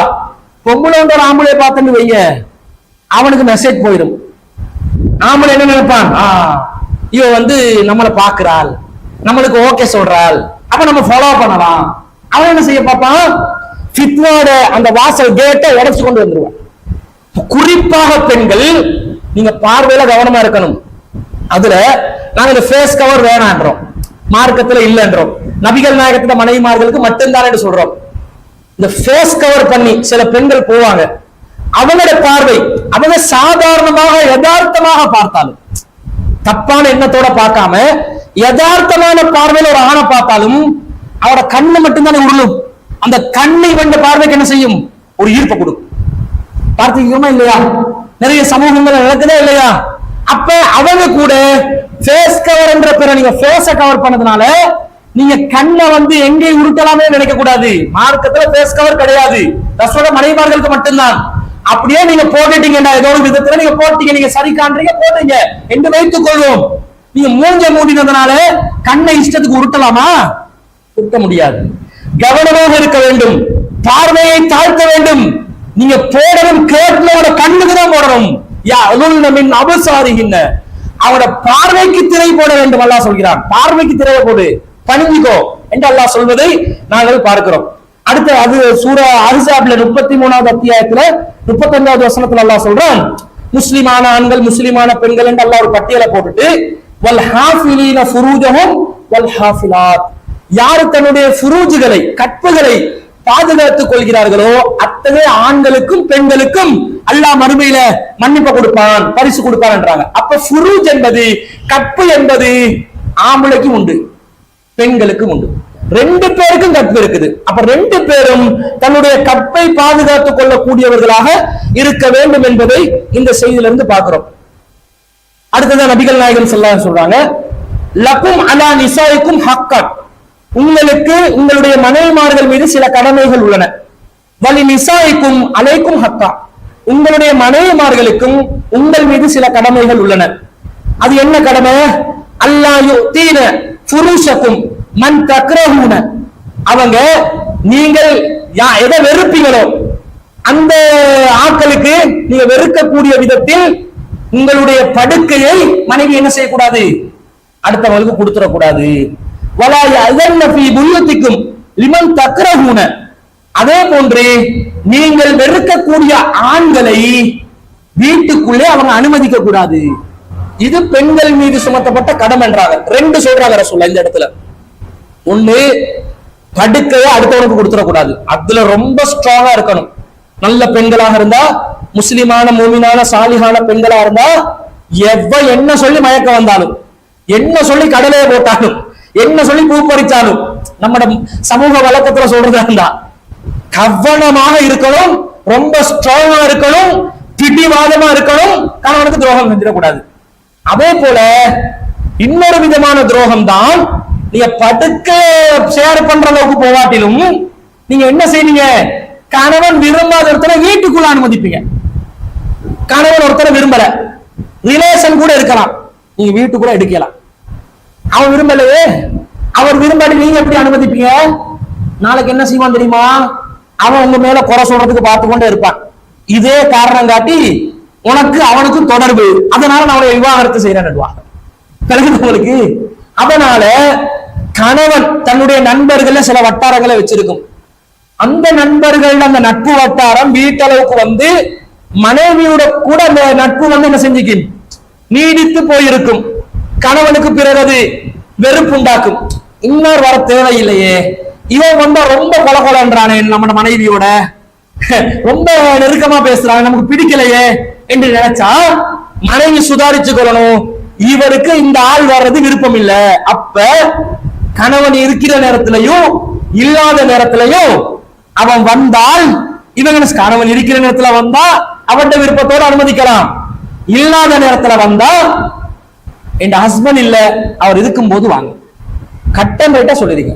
அவன் உங்களை பத்தி என்ன நினைச்சாலும் பரவாயில்ல, உங்களை பகைச்சாலும் பரவாயில்ல, என்ன நீங்க யாரோட வாழ போறீங்க கடைசி வரை காட்டும், உங்களோட கணவனோட தானே. அப்ப கணவனுக்கு எது வெறுப்பு உண்டாக்குமோ அந்த காரியத்தை நீங்க செய்யக்கூடாது. அது நட்பு வட்டாரத்துல இருக்கும், குடும்ப வட்டாரத்துல சில ரிலேஷன்ஸ் இருப்பாங்க, உறவுகளை பேணி வாழ சொல்லி இஸ்லாம் சொல்லுது. சில பேர் வருவதை கணவனுக்கு விருப்பம் இல்லை என்று வைங்களேன், அவங்களையும் இது குறிக்கும். அப்ப கணவன் விரும்பாம அனுமதிக்கல, கணவன் பொறுப்புல இருக்கிறார், கணவனுக்கு அதை எத்தி வைக்கலாம். நீங்க என் உமாவை விருப்பம் இல்லதான், என்னென்றால் என் உமா தானே, என் அக்கா தானே, என் சகோதரி, என் தங்கச்சி தானே, என் சகோதரி தானே, என் சகோதரன் தானே. மனைவிட ஒரு சகோதரன் உபலாக்கர் இருப்பான், அவன் வந்து வேலைக்கு போக மாட்டான், எப்ப பாரு அவன் சும்மாவே இருப்பான், இருக்கிற சொத்தை அழிக்கிறது அவனோட வேலை. அவனை எனக்கு விருப்பம் இல்லாம இருக்கும், என்னன்னாலும் என் தம்பி தானே, அவர் வந்து வரும்போது நீங்க ஒன்றும் சொல்ல வேணாம், எனக்கு அனுமதி தாங்க வர, இப்படி சொல்லி கன்வின்ஸ் பண்ணி கொள்ளணுமே தவிர, அது என்னென்ன உறவை பேருமாறு இஸ்லாம் சொல்கிறது என்று சொல்லி நீ வந்தாவா பரவாயில்ல என்று சொன்னா அவன் என்ன பண்ணுவான், உங்களை விட்டு தூரமாகிறதுக்கு அதை காரணமாக்கி கொள்வான். அப்ப நீங்க மார்க்க ரீதியாக அவர் சில தடைகளை போடுற மாதிரி வந்தாலும் விளங்க வச்சு பேசி கன்வின்ஸ் பண்ணி அந்த காரியத்தை செஞ்சு கொள்ளுங்க. அவன் வெறுக்கிற ஒருத்தனை நீங்க வீட்டுக்குள்ள அனுமதிக்க இயலாது இஸ்லாம் சொல்வதை பார்க்கிறோம். அடுத்தது அலா வஹக்குன் அலைக்கும், உங்களுக்கு அவர்கள் மீது உள்ள கடமை என்ன தெரியுமா, அன் துஹ்சினு இலைஹின்ன ஃபீ கிஸ்வத்திஹின்ன வ தஆமிஹின்ன, அவங்களுக்கு அழகான முறையில் Dress கொடுக்கறதும் சாப்பாடு கொடுக்கறதும் தான் அவன கடமை. Dress கொடுக்கணும், நீங்க தான் சாப்பாடு கொடுக்கணும். அப்ப அதனாலதான் நான் சொல்கிறேன், மனைவிமார்கள் சமைத்து கொடுப்பது அவர்கள் மீது கடமை அல்ல. தாம் கொடுக்கணும், இவர் தான் சாப்பாடு கொடுக்கணும், இவர் தான் டிரெஸ் கொடுக்கணும். நீ போயிட்டு வாங்கிக்கோன்னு சொல்ல முடியாது. இவர் தான் கூட்டி போயிட்டு வாங்கி கொடுக்கணும். இவர் மீது டிரெஸ்ஸுக்கும் சாப்பாட்டுக்கும் வழி செய்வது இவர் மீது பொறுப்பு. அதுக்காக மனைவி கணவனுக்கு உதவி செய்யலாமா இல்லையா? இவரு சமைச்சும் தரணும், காசும் சம்பாதிக்கணும் என்றா எப்படி சம்பாதிப்பான்? உங்களுக்கு சமைச்சு தர்றதுக்கு வீட்டுல அரை வந்து இருந்து வேலை செஞ்சா அப்ப யாரு வந்து சம்பாதிக்க போறது? சம்பாதிச்சும் கொடுக்கணும், உங்களுக்கு செலவழிக்கவும் வேணும், சாப்பாடும் கொடுக்கணும், எல்லாம் கொடுக்கணும். அண்டர்ஸ்டாண்டிங் என்னது? பொதுவான அண்டர்ஸ்டாண்டிங் என்னது? அண்டர்ஸ்டாண்டிங் என்னன்னு சொன்னா, மனைவி கணவனுக்கு சமைச்சு கொடுப்பது மனித குலத்தினுடைய இயல்பான பழக்கமா இருக்குது. அந்த அண்டர்ஸ்டாண்டிங் இஸ்லாம் எதிர்க்கல. ஆனா ஒருத்தி முடியாது என்கிறாள். முடியாது என்ற நிலையில இவர் கடமை கொண்டு வேலை வாங்குற மாதிரி வாங்க இயலாது. நீனும் ஹெல்ப்புக்கு தான் கேட்கணும், அவனும் உனக்கு ஹெல்ப் தான் பண்ணணும். எப்படி அண்டர்ஸ்டாண்டிங் உருவாக்குதுன்னு பாருங்க. அஸ்மா பின் அபீ பக்கர் ரலியல்லாஹு அன்ஹா வந்து தன்னுடைய கணவனுடைய விளை நிலங்களுக்கு அந்த குதிரைகளை மேய்க்கிறது, ஒட்டகங்களை மேய்க்கிறது, நீர் பாய்ச்சுவது, தண்ணீர் சுமந்து கொண்டு வருவது நிறைய கஷ்டப்பட்டு செஞ்சாங்க தானே. ஆனா அவர் வந்து கொஞ்சம் ஜுபைர் ரலியல்லாஹு அவன் கொஞ்சம் ஓவரா தான் வேலை வாங்கிட்டாங்க. ஏண்டா இவங்களுக்கு ஒரு அடிமையை கொண்டாந்து அபூபக்கர் விடுதலை கொடுத்தோன்னே நான் அடிமையில இருந்து விடுதலை ஆன மாதிரி ஃபீலிங் ஆச்சுன்னாங்க. அப்ப அடிமை நடத்துற மாதிரி நடக்கக்கூடாது. டோட்டல் அண்டர்ஸ்டாண்டிங்ல போகணும். நீங்க தான் உணவு கொடுக்கணும், நீங்க தான் உடை கொடுக்கணும், நீங்க தான் செலவழிக்கணும். அப்ப செலவழிச்சு உடை உணவு நான் கொடுக்கிறதா இருந்தா பிசிக்கலாவே இருந்து நான் செய்ய போனா எல்லாம் கலப்ஸ் ஆகிரும். நீங்க அண்டர்ஸ்டாண்டிங்ல என்ன பண்ணுங்க, சமைச்சு கொடுங்க. உடுப்புக்கு காசு கொடுக்குறானா நீங்க வாங்கி கொள்ள முடியும்னா வாங்கிக்கோங்க, தச்சு கொள்ள முடியும்னா தச்சுக்கோங்க, பக்கத்து வீட்டுக்காரைக்கு கொடுத்து தைக்கணும்னா தச்சு எடுத்துக்கோங்க, அதுக்கு ஹெல்ப் கேட்டுக்கோங்க கணவனுக்கு. இப்படி அண்டர்ஸ்டாண்டிங் அதை பண்ணுங்க. அண்டர்ஸ்டாண்டிங் அதை பண்றா என்றதை நீங்க புரிஞ்சு நீங்க அவர் மீது அதை சுமத்தி கட்டாய கடமை செய்யாட்டி டிவோர்ஸ் தான். ஆக்கி வைக்கல, இன்றைக்கு நண்பர்கள் வருகிறார்கள், சமைச்சு வை இல்லைன்னா டிவோர்ஸ். இப்படி பண்ணலாமா? இந்த வேலைக்குள்ள இஸ்லாத்துல இடம் இல்லை. இவன் ஒழுங்கான கணவன் இல்ல, இவன் இஸ்லாத்தை ஒழுங்கா கடைபிடிக்கல. நீங்க அந்த ஹெல்ப் நீங்க எடுத்துக்கணும், அது எடுத்துக்கொள்ற விதத்துல எடுக்கணும். கடமை இல்லாத ஒன்றை அண்டர்ஸ்டாண்டிங்ல ஹெல்ப் பண்ணி கொடுறாங்கன்னா அதுக்கேற்ற அண்டர்ஸ்டாண்டிங் நீங்க வச்சீங்கன்னா அவங்களும் உங்களுக்கு உதவி செய்யலாம், தாராளமாக உதவி செய்யலாம். பெண்கள் யாராவது இந்த முஸ்லிம் சமூகத்துல கணவனுக்கு சமைச்சு கொடுக்கலாம் முடியாதுன்னு சொல்லி கொண்டிருக்கிறாங்களா? ஒருத்தரும் சொல்லல. இந்த முஸ்லிம் சமூகத்துல பொருளாதாரத்தை திரட்டுறதுக்கு பெண்கள் எல்லாம் நீங்க போயிட்டு வேலை செய்யுங்க முஸ்லிம் சமூகத்துல கணவன்மார்கள் பெண்களுக்கு கட்டளை போடுறாங்களா? இவங்களா வீட்டுக்குள்ள இருக்கிறோம், வெளியே போகணும், படிச்சுக்கிறோம், டிகிரி எடுத்துக்கிறோம், பட்டம் எடுத்துக்கிறோம், அதை கொஞ்சம் வெளியில எல்லாம் அப்ளை பண்ணணும் நினைச்சு போவாங்களே தவிர யாராவது கணவன் வந்து நீ சம்பாதிச்சு வந்தா தான் உனக்கு சாப்பாடு, நான் சம்பாதிச்சா எனக்கு சாப்பாடு, ரெண்டு பேரை சம்பாதிச்சா தான் பிள்ளைகளுக்கு சாப்பாடு, இப்படி இஸ்லாமிய சமூகத்துல இருக்குதா? முஸ்லிம் அல்லாத சமூகத்துல இருக்கும். பரக்கத்தை தொலைக்கிறாங்க, நிம்மதியை தொலைக்கிறாங்க, அந்த குடும்ப வாழ்க்கையில அந்த ஒத்துமையை தொலைச்சு கொண்டு இருக்கிறாங்க. உள்ள குழந்தைகளை பாச நேசத்தோட வளர்க்கிற அந்த வளர்ப்பு இல்லாம போகுது. இஸ்லாமிய குடும்பம் ஒரு சீரான செட்டப்பை உருவாக்கி வச்சிருக்குது. இன்னும் சொல்ல போனால் கணவன்மார்களை சரியா புரிஞ்சு பெண்கள் மனைவிமார்கள் நடந்தீங்கன்னா நீங்க தான் ராணி. உங்களை ராணி மாதிரி வைப்பான், ராணி மாதிரி வைக்கணும் அவன். அப்படித்தானே இஸ்லாம் சொல்லுது. ஒரு ராணி எப்படி நிம்மதியாக சுதந்திரமாக இருக்க முடியுமோ அந்த மாதிரி கணவன் அந்த சுதந்திரத்தை கொடுப்பான். அப்படித்தான் இஸ்லாமிய சமூகத்துல வருது. அதுல சில பேர் இந்த விஷயங்களை சரியா புரிஞ்சு கொள்ளாம மாற்றங்கள் செய்து கொண்டிருப்பதை நாங்கள் பார்க்கிறோம். அடுத்தது அலங்காரங்களை வெளிப்படுத்தக்கூடாது. பார்வையை தாழ்த்து சொல்லிட்டல்லாம், வக்குல்லில் முஃமினாத்தி யஅலுன மின் அப்சாரின, பார்வையை தாழ்த்துங்க, வயஹ்ஃபல்ன ஃபுரூஜஹுன்ன, கற்பை பேணுங்க, வலா யுப்தீன ஸீனத்தஹுன்ன இல்லாமா வஹர மின்ஹா, வெளிப்படையாக தெரிபவற்றை தவிர நீங்கள் அலங்காரத்தை வெளிப்படுத்தக் கூடாது. வல் யவ்ரிபன பிஹுமரிஹின்ன அலா ஜுயூபிஹின்ன, நீங்கள் ஹிமார்களை மேனியில் போட்டுக் கொள்ளுங்கள், மார்பகங்கள் மீது போட்டுக் கொள்ளுங்கள், தலையிலிருந்து போடணும், கீழே தொங்கணும் என்று அல்லாஹ் சொல்றான். இப்ப அல்லாஹ் என்ன சொல்றான்? அலங்காரத்தை வெளிப்படுத்த கூடாது. பெண்கள் எல்லாம் இதை கடைபிடிக்கிறாங்களா? கண்ணுல மை பூசி வராத பெண்கள் யாரு?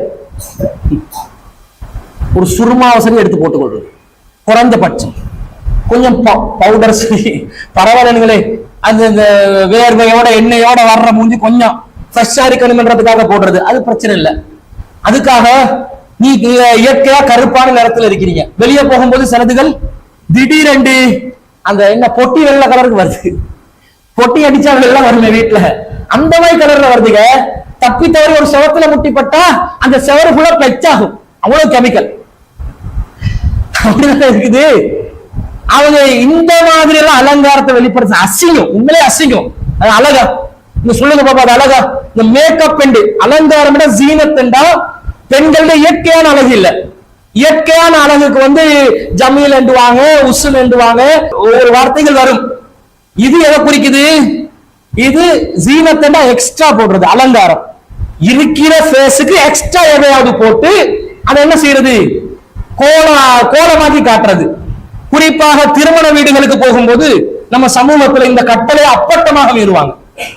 என்ன போடுவாங்க தெரியுமா? மேக்கப் அதுக்கென்று சொல்லி ஒருத்தி வருவாள் வீட்டுக்கு, 25,000 30,000 40,000 50,000 என்று காசு கொடுத்து இருக்கிறது எல்லாத்தையும் குரங்குகளாக மாத்தி விட்டுட்டு போகும். இவைகளுக்கு பசுநண்டு இப்படி வெளியே நின்றா என்ன நேத்து இருந்த ஆக்களை தனாசாக்கள் எம்பம் பண்ண புணங்கள் கொண்டு நிக்கிற மாதிரி ஒரு காட்சி. ரொம்ப அசிங்கமா இல்லையா? இதெல்லாம் அழகுன்னு வேற நினைக்கிறாங்க பாருங்க. அது மேக்கப் பண்றது இருக்குதுங்க. அது கூட அந்த இயற்கையான அழகோட அவங்க என்ன செய்யலாம்? ஒரு பவுடரை போட்டு அல்லது அவங்க பியூட்டி பார்லருக்கு போனா கிளீன். இதெல்லாம் ஏன் தெளிவா சொல்றேன்னா புரிஞ்சுக்கோங்க. இதெல்லாம் ஒழுங்கா கிளியரா சொல்லி கொடுக்குறாங்க இல்ல, அதனால நான் ஒவ்வொன்றா அக்குவேரானியரா சொல்றேன். இதெல்லாம் இவருக்கு எப்படி தெரியுமான்னு கேட்க கூடாது, எல்லாம் தேடி வந்தா படிச்சு கொடுத்து சொல்ல வேண்டியது. இவட்ட மனைவி இப்படி அப்படியெல்லாம் யோசிக்க வேணாம். பொதுப்படையாக எனக்கு சமூகத்தில் நடக்கிற எல்லாமே ஊடுருவி பார்த்து கேட்டு தேடி கண்டுபிடிச்சு சாறு பிழிஞ்சு சொல்றாரு. நீங்க பியூட்டி பார்லருக்கு போறீங்க, உங்களோட ஃபேஸை அவன் கிளீன் பண்ணி தருவாங்க, அதுக்கு கிளீன் அப் பண்ணுவாங்க. இப்ப ஆண்களும் தான் கிளீன் அப் பண்றான் இல்லையா? ஒரு கல்யாணோடு வலிமாவோடு போகணும்டா கொஞ்சம் அப்படி இப்படி அதை போடுவான் இதை போடுவா, அப்படி தேய்ச்சி இதை தேய்ச்சி எடுப்பா, கொஞ்சம் இருக்கிற மூஞ்சி கண்ணங்கரைய கருத்த மூஞ்சி கொஞ்சம் ஃப்ரெஷ் ஆகும், வெள்ளை ஆகாது, ஃப்ரெஷ் ஆகும். இந்த ஃப்ரெஷ்னஸை ஏற்படுத்திக் கொள்வது மார்க்கத்துல தடை இல்லை. அது நீங்க செலூனுக்குள்ள போறீங்களா, அந்நிய ஆண்கள் உள்ள வராத நிலையில அந்த செலூன்ல நீங்க என்ன செய்யலாம்? பெண்களை வச்சு அந்த கிளீனப் பண்ணிக்கொள்ளலாம். அதுக்காக புருவத்தை என்ன செய்ய கூடாது? கட் பண்ணிடக்கூடாது. அழகா இருக்கிற புருவம், சில பேருக்கு அந்த புருவங்கள் ஒட்டி இருக்கும், பாக்குறதுக்கே ஜீனத்தா இருக்கும், ஜீனத்தை இயற்கையான அழகா இருக்கும். ஆனா இதுல என்ன செய்யும்? கட் பண்ணி அப்படியே புருவத்தை வலிச்சு கொண்டு வரும், பார்க்கும்போது யோகா ஜோனா தான் இருக்கும், பாக்குறதுக்கு ரொம்ப அசிங்கம். இது ஹராம். மார்க்கத்துல அந்த அழக அவங்க இயற்கை அல்லாத அந்த அழகுல மாற்றம் ஏற்படுத்துவது ஹராம் என்று ரசூலா தடுக்கிறாங்க. புருவங்கள் அழகுக்காக ஷார்ட் பண்ணி கொள்றது ஹராம் என்று ரசூலா தடுக்கிறாங்க. பச்சை குத்தி கொள்வதை குத்தி விடுபவர்களை ரசூலா சபிச்சாங்க. இந்த காரியங்கள் செய்யாதீங்க. உங்களுக்கு என்று உள்ள ஒரு இயற்கையான அழகு இருக்கும், அது அசிங்கமா வைக்கும். சில பேர்ட்ட பல்லு இப்படி வந்திருக்கும், செங்குத்தா நிற்கும், திருவர பல்லு. இந்த மாதிரி திருவர பல்லு வந்தா இப்படி வந்த பல்ல இப்படி அனுப்புறதுக்கு வழி இருக்குது இஸ்லாத்துல. அது அலங்காரம் தானே. பள்ளி இயற்கையான அழகு கீழே நிக்கணும், 90% வரணும், டிகிரில வரணும். இது 4 to 5 இப்படி தாண்டி நிக்கணும்னா அது அப்படி வளைச்சி கம்பி போட்டு எடுத்து அப்படியே சைட் பண்ணி எடுப்பான். அது பரவாயில்ல, அது தப்பு இல்லை. சில பேர் வெயில்ல போவாங்க, போகும்போது அவங்களுக்கு ஏதாவது அந்த வெயில்ல வரக்கூடிய தீங்குகளால அல்ட்ரா வயலட் அந்த கதிர்களால முகங்கள் சுடுபட்டோ கருநிறத்தாகியோ ஏதாவது நடந்திருக்கலாம்.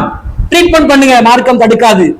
உங்களோட தலைமுடி சாதாரண இருக்க வேண்டிய முடி சின்ன வயசுல போச்சு, மிடில் ஈஸ்ட்ல வேலை செஞ்சு வந்தா இருக்கிற முடியெல்லாம் கொட்டி போகுது, முடிய உங்களுக்கு ஏற்படுத்திக் கொள்ளணுமா? அதுக்கான ட்ரீட்மெண்ட்களை பண்ணுங்க, மார்க்கம் தடுக்காது. ஆனா என்ன எதை தடுக்குதுண்டா? இல்லாததை உருவாக்குறது. என்ன பண்றாங்க தெரியுமா? இன்னைக்கு அலங்காரம் என்ற பேர்ல இவங்க இயற்கையாக இல்லாத ஒரு அழக அவங்களுக்கு உருவாக்கி கொள்றதுக்காக இன்ஜெக்ஷன் அடிக்கிறாங்க. இன்ஜெக்ஷன் என்ன? வெள்ளையாகிறது. அந்த வெள்ளையை நீங்க கண்டுபிடிக்கலாம். எப்படி இருக்குன்னு தெரியுமா? அது ரப்பர் தோல் வெள்ளையா இருக்கு, அது இயற்கையான வெள்ளை இல்ல. இன்ஜெக்ஷன் மூலமா ஏத்துறாங்க. என்ன இன்ஜெக்ஷன் ஏத்துறாங்க தெரியுமா? கிட்டத்தட்ட கண்டுபிடிச்சான். கேன்சர் நோயாளிகளுக்கு அடிக்கிற மருந்து உள்ள செல் எல்லாத்தையும் கொண்டு அது என்ன செய்து இயற்கையான நிறத்தை மாத்தி விட்டு அப்படியே அந்த கவரை போட்ட ஒரு நோய் வருமே அந்த மாதிரி ஒரு வெள்ளையை கொண்டாந்து கொடுக்குது. அதை போட்டுக்கொண்டு பலதும் சுத்துதுங்க. நோய் தனக்குத்தானே தீங்கிழைத்துக் கொண்டு தன்னுடைய இயற்கை அமைப்பை மாற்றிக் கொள்வது இஸ்லாம் அனுமதிக்குமா? இதை செய்வதை பார்க்கிறோம். இன்னும் சொல்ல போனால் டிரெஸ்ஸிங் என்ன செய்யறாங்க? அலங்காரத்தை வெளிப்படுத்துறாங்க. டிரெஸ் உடுத்தீங்கடா, கலர் டிரெஸ்ல அலங்காரம் இருக்குது. நீங்க கலர் உடுத்தாலே அலங்காரம் வரும். கருப்பு தான் உடுக்கணும் என்றதெல்லாம் கிடையாது இஸ்லாத்துல. டிரெஸ் வந்து நீங்க தாராளமா என்ன செய்யலாம். இஸ்லாம் மறைக்க சொன்னது மறையணும், தலைமுடி மறையணும், கலத்து மறையணும், மார்பகங்கள் மறையணும், அங்க அவயவங்கள் வெளியே தெரியக்கூடாது, மறையணும். இதுதான் டிரெஸ் கோட். இதுல சாரி மூலமா மறைக்க முடியும் என்றால் மறைக்கலாம், சல்வார் மூலமாக மறைக்க விரும்பினால் மறைக்கலாம், ஜில்பாப் மூலம் மறைக்க விரும்பினால் ஜில்பாப் தொங்க போடுறதுக்கு ஒரு ஆடை போடுறாங்க, அதுல மறைக்க விரும்பினா மறைக்கலாம்.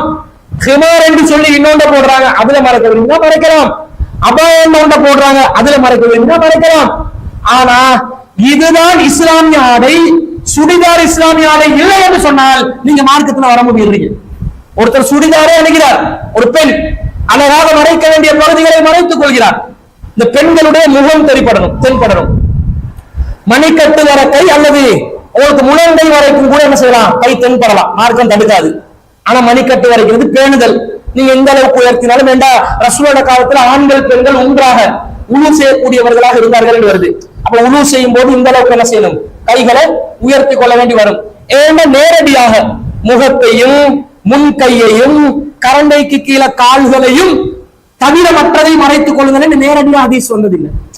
எதை வச்சு நாங்க ஹதீஸ்கள் எடுக்கிறோம் என்றா, முகத்தை மறைக்க கூடாது என்றது அந்த குர்ஆன் வசனம் கொண்டு வருது. என்ன வசனம்? யா அய்யுவன் நபி நபியே குல் அஸ்வாஜிக வ பனாதிக வ நிசாஇல் முஃமினீன், உங்களுடைய மனைவிமார்களுக்கும் உங்களுடைய பிள்ளைகளுக்கும் மூமின்களுடைய மனைவிமார்களுக்கும் சொல்லுங்கள், யுத்னீன அலைஹின்ன மின் ஜலாபிபிஹின்ன, ஜில்பாப் என்ற ஆடையை அவர்கள் போட்டுக் கொள்ள வேண்டும். தாலிக அதுனா யுரஃப்ன ஃபலா யூதைன, அவர்கள் அந்த ஜில்பாபை போட்டால் அவர்கள் யார் என்று அறியப்பட வேண்டும், தொல்லைப்படுத்தப்படக்கூடாது. அப்ப ஜில்பாப் போட்டால் முகம் மறையக்கூடாது, முகம் தெரியணும். இந்த ஜில்பாபே தான் குர்ஆன்ல வரக்கூடிய இதே ஜில்பாப் தான் ஹிமார் என்ற கருத்தும் வருது. இதே ஜில்பாப் தான். ஜில்பாப் என்றது தனியாக ஒரு பெருத்த ஆடை என்றும், ஹிமார் என்பது ஒரு சாதாரண ஒரு முக்காடு துணி என்றும் சில பேர் கருத்து சொல்றாங்க. அது தப்பு. ஜில்பாப் என்பது ஒண்ணுதான், ஹிமார் என்பது ஒண்ணுதான். ஜில்பாப் என்றா அந்த தொங்க விடப்படக்கூடிய நிலையை குறிக்கிறதுக்காக தலையில இருந்து கீழே தொங்குறது தானே ஆடை, அதுக்கு வந்தது. ஹிமார் என்றாலும் ஒரு தலையை மறைக்கக்கூடிய துணிதான். இப்ப ரசூலா ஹிமார் அணிந்து இருப்பார்கள் என்று வருது, ரசூலா ஹிமார் அணிந்தாங்க வருது. ரசூலா தலப்பா மீது மசூ செய்வார்கள், ஹிமார் மீது மசூ செய்வார்கள் என்று வருது. இப்ப ரசூலா ஹிமார் மூஞ்ச மூடியா வச்சிருந்தாங்க இல்ல, ரெண்டு சைடுல போட்டிருப்பாங்க, அரபிகள் போடுவாங்க ஒரு ஸ்கார்ஃப், அதான் ஹிமார். அந்த ஹிமாரும் எப்படி இருக்கும், இப்படி தலையை மூடி கீழே தொங்க விடப்பட்டிருக்கும். அப்ப கீழே தொங்க விடப்படும் விட தொங்கிக் கொண்டே இருக்கணும், அதனுடைய நுனி கீழே தொங்கணும் என்பதெல்லாம் இஸ்லாத்துல வர இல்ல. மேல இருந்து கீழே துணி வரணும், மார்பகம் பகுதி மூடப்படணும், இதுதான் சட்டம். அந்த சட்டத்தின் அடிப்படையில நீங்க ஜில்பாப் அணியலாம். நீங்க இதுக்கென்று ஸ்பெஷலா ஒரு கருப்பாடை போட்டா தான் ஜில்பாப் என்றது கிடையாது. நபிகள் நாயகம் ஸல்லல்லாஹு அலைஹி வஸல்லம் காலத்துல சஹாபிய பெண்கள் பல நிறத்தில் ஆடைகளை அணிந்திருக்கிறார்கள். ஒரு சஹாபி பெண் அவர்களுக்கு தெரிஞ்ச செய்திதான். ஆயிஷா ரலியல்லாஹு அன்ஹா கிட்ட தன்னுடைய கணவர் சம்பந்தமா முறையிடுவாங்க. இந்த கணவர் என்ன அடிக்கிறான், எந்த அளவுக்கு அடிக்கிறான்னு சொன்னா ரொம்ப மேலெல்லாம் தூக்கி காட்டுறாங்க. இந்த பாருங்க, கைய பாருங்க, காலை பாருங்க, பச்சை பூத்து இருக்கு. அவங்க வெள்ளை நேர பெண் ஒருத்தி போல, ஒருத்தர் போல அவங்க காட்டுறாங்க, பச்சை பூத்து இருக்குது பாருங்க. ஆயிஷாவுக்கு கோபம் வந்து அவங்களை அப்படியே வச்சு ரசூல்லா வரக்காட்டுல இருந்து, அல்லாஹ்வின் தூதரே, சில ஆண்களுக்கு என்ன நேர்ந்தது, இப்படி மனைவிமார்களை தாக்குகிறார்கள், இந்த என்னுடைய தோழியுடைய மேனியில் அவங்க அணிந்திருக்கும் ஆடையை விட அதிகமான நிறத்தில் பச்சை பூத்து இருக்கிறது அப்படின்றாங்க. அவ தோழி என்ன கலர் அணிஞ்சிருந்தாங்க, பச்சை நிறத்துல ஆடை அணிஞ்சிருந்தாங்க. அன்னை ஆயிஷா சித்திகா ரலியல்லாஹு அன்ஹாக்கு ஹிஜாபுடைய முழு சட்டம் வருது, முழுசா திரைக்குள்ள போகணும் என்று வருது. இது ரசூலுல்லாஹ் ஏனைய பெண்களுக்கு இல்லாத ரசூலோட மனைவிமார்களுக்கு மட்டுமுள்ள சட்டம். ஃபைதா சஅல்துமூன மதான் ஃபஸ்அலூன மின் வராஇ ஹிஜாபி, அவங்க கிட்ட ஏதாவது ஒரு பொருள் எடுக்கிறதா இருந்தா திரைக்கு பின்னாடி இருந்து எடுங்க ரசூலோட மனைவிமார்களை குறிச்சு வருது. அப்ப ஆயிஷா ரலியல்லாஹு அன்ஹா வெளியில பயணம் போறதா இருந்தா முழுசா அப்படி கருப்பு போட்டு கொண்டு தான் சுத்துவாங்கன்ற மாதிரி இவங்க காட்டுறாங்க. அப்படி கிடையாது. சில சந்தர்ப்பங்களை கருப்பு போட்டு சுத்தி இருக்கிறாங்க, முழுசாவே முகத்தை மறைச்சி உடம்பை மறைச்சி அப்படியும் போயிருக்கிறாங்க. சில சந்தர்ப்பங்கள் என்ன பண்ணுவாங்கன்னா, பல்லாக்குல போனா பல்லாக்கு தான் அவட ஹிஜாப், அவட திரை என்னது பல்லாக்கு. பல்லாக்குக்குள்ள ஆயிஷா ரலியல்லாஹு அன்ஹா பத்தி செய்தி வருது. ஆயிஷா ரலியல்லாஹு அன்ஹா பல்லாக்குக்குள்ளே நாங்கள் கண்டோம், அவர்கள் சிவப்பு நிறத்தில் ஒரு பூ வடிவமைக்கப்பட்ட, பூக்களால் வடிவமைக்கப்பட்ட ஒரு துணியை அணிந்திருந்தார்கள். இவங்க என்ன சொல்றாங்க, வெளியே வரப்போகலே கருப்பு போட்டுட்டு வா. கருப்பு எல்லாம் போட்டுட்டு வரணும்ன்றது இல்ல. ஆயிஷா ரலியல்லாஹு அன்ஹா யாரு? அல்லாஹ்வின் தூதருடைய மனைவி. முழுக்க திரைக்குள்ள இருக்கணும். அவனை திரையாக பல்லாக்க பயன்படுத்துற நேரத்துல அந்த திரைக்குள்ள அவங்க கலர் நிற டிரெஸ் போட்டிருந்தாங்களா இல்லையா? அலங்காரத்தை வெளிப்படுத்த கூடாதுன்றா டிரெஸ்ல வர கலரை குறிக்கவில்லை என்றுதானே அர்த்தம். இது அலங்காரத்துல வருமெண்டா அல்லாஹ் அதனாலதான் வலா யுபதீன ஸீனத்தஹுன்ன இல்லா மா வஹர மின்ஹா, அதுல வெளிப்படையாக தெரிபவற்றை தவிர அதை மறைக்கலாம். கலரே இல்லாம உடுக்கணும்டா கருப்பு கூட உடுக்கலுமா? கருப்புலையும் டிசைன் வருமே, கருப்புலையும் ஒரு கலையை காட்டுமே. சில பேருக்கு கருப்பு கொடுத்தாதான் கலையா இருக்கு. கதை முடிஞ்சு. இப்ப என்ன கோணி இருக்குது, கோணி சாக்கு, அதை எடுத்து தைக்க வேண்டியதான். அடிங்க ஒரு சுடிதார் கோணி அதுல போட்டு இருப்பான், என்னது ரத்து சம்பா சுது சம்பா போட்டி, அந்த எழுத்துக்களே மறக்கணும் கரும்பு போட்டு. இப்படி அணியலாமா? அப்ப டிரெஸ் கோட விளங்கணும். சட்டம் என்னது? முகம் தென்படலாம், மணிக்கட்டு வர கை கொஞ்சம் மேல வர காட்டிலும் போகலாம். ஆண்கள் பெண்கள் ஒன்றா உழு செய்வாங்கடா கைகளை வந்து என்ன செய்வாங்க, தூக்கி எடுத்தா உழு செய்வாங்க. 5 நேரம் நடக்குது. ஆண்கள் கையை போட்டு தண்ணி எடுத்த பிறகு பெண்கள் கையை போடுவாங்க ஒரே நேரத்துல ஒரே சந்தர்ப்பத்துல. அப்ப தலைமவுல மசூல் செய்யறதுக்கு தொடக்கத்தான வேணும்னு நினைப்பீங்க.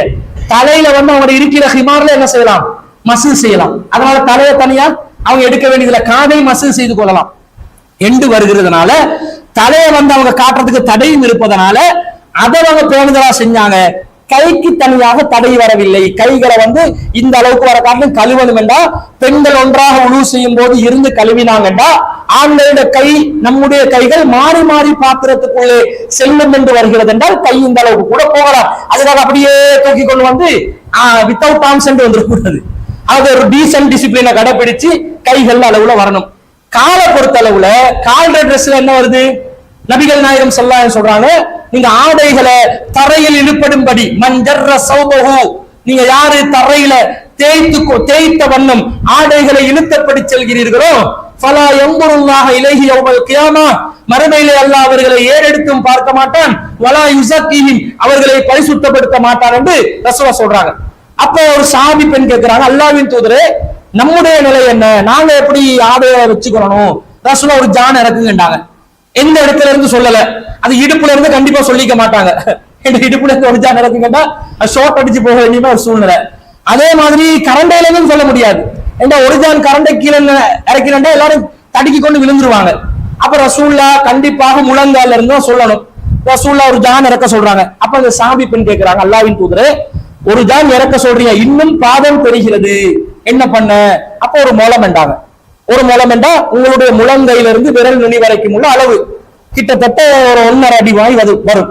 அந்த ஒரு முளத்தை பாத்தீங்கன்னா உங்களுடைய முழங்கால இருந்து கரண்டை வரைக்கும் அந்த அளவு வரும். இதுதான் ஒரு முளம். இறக்குங்க.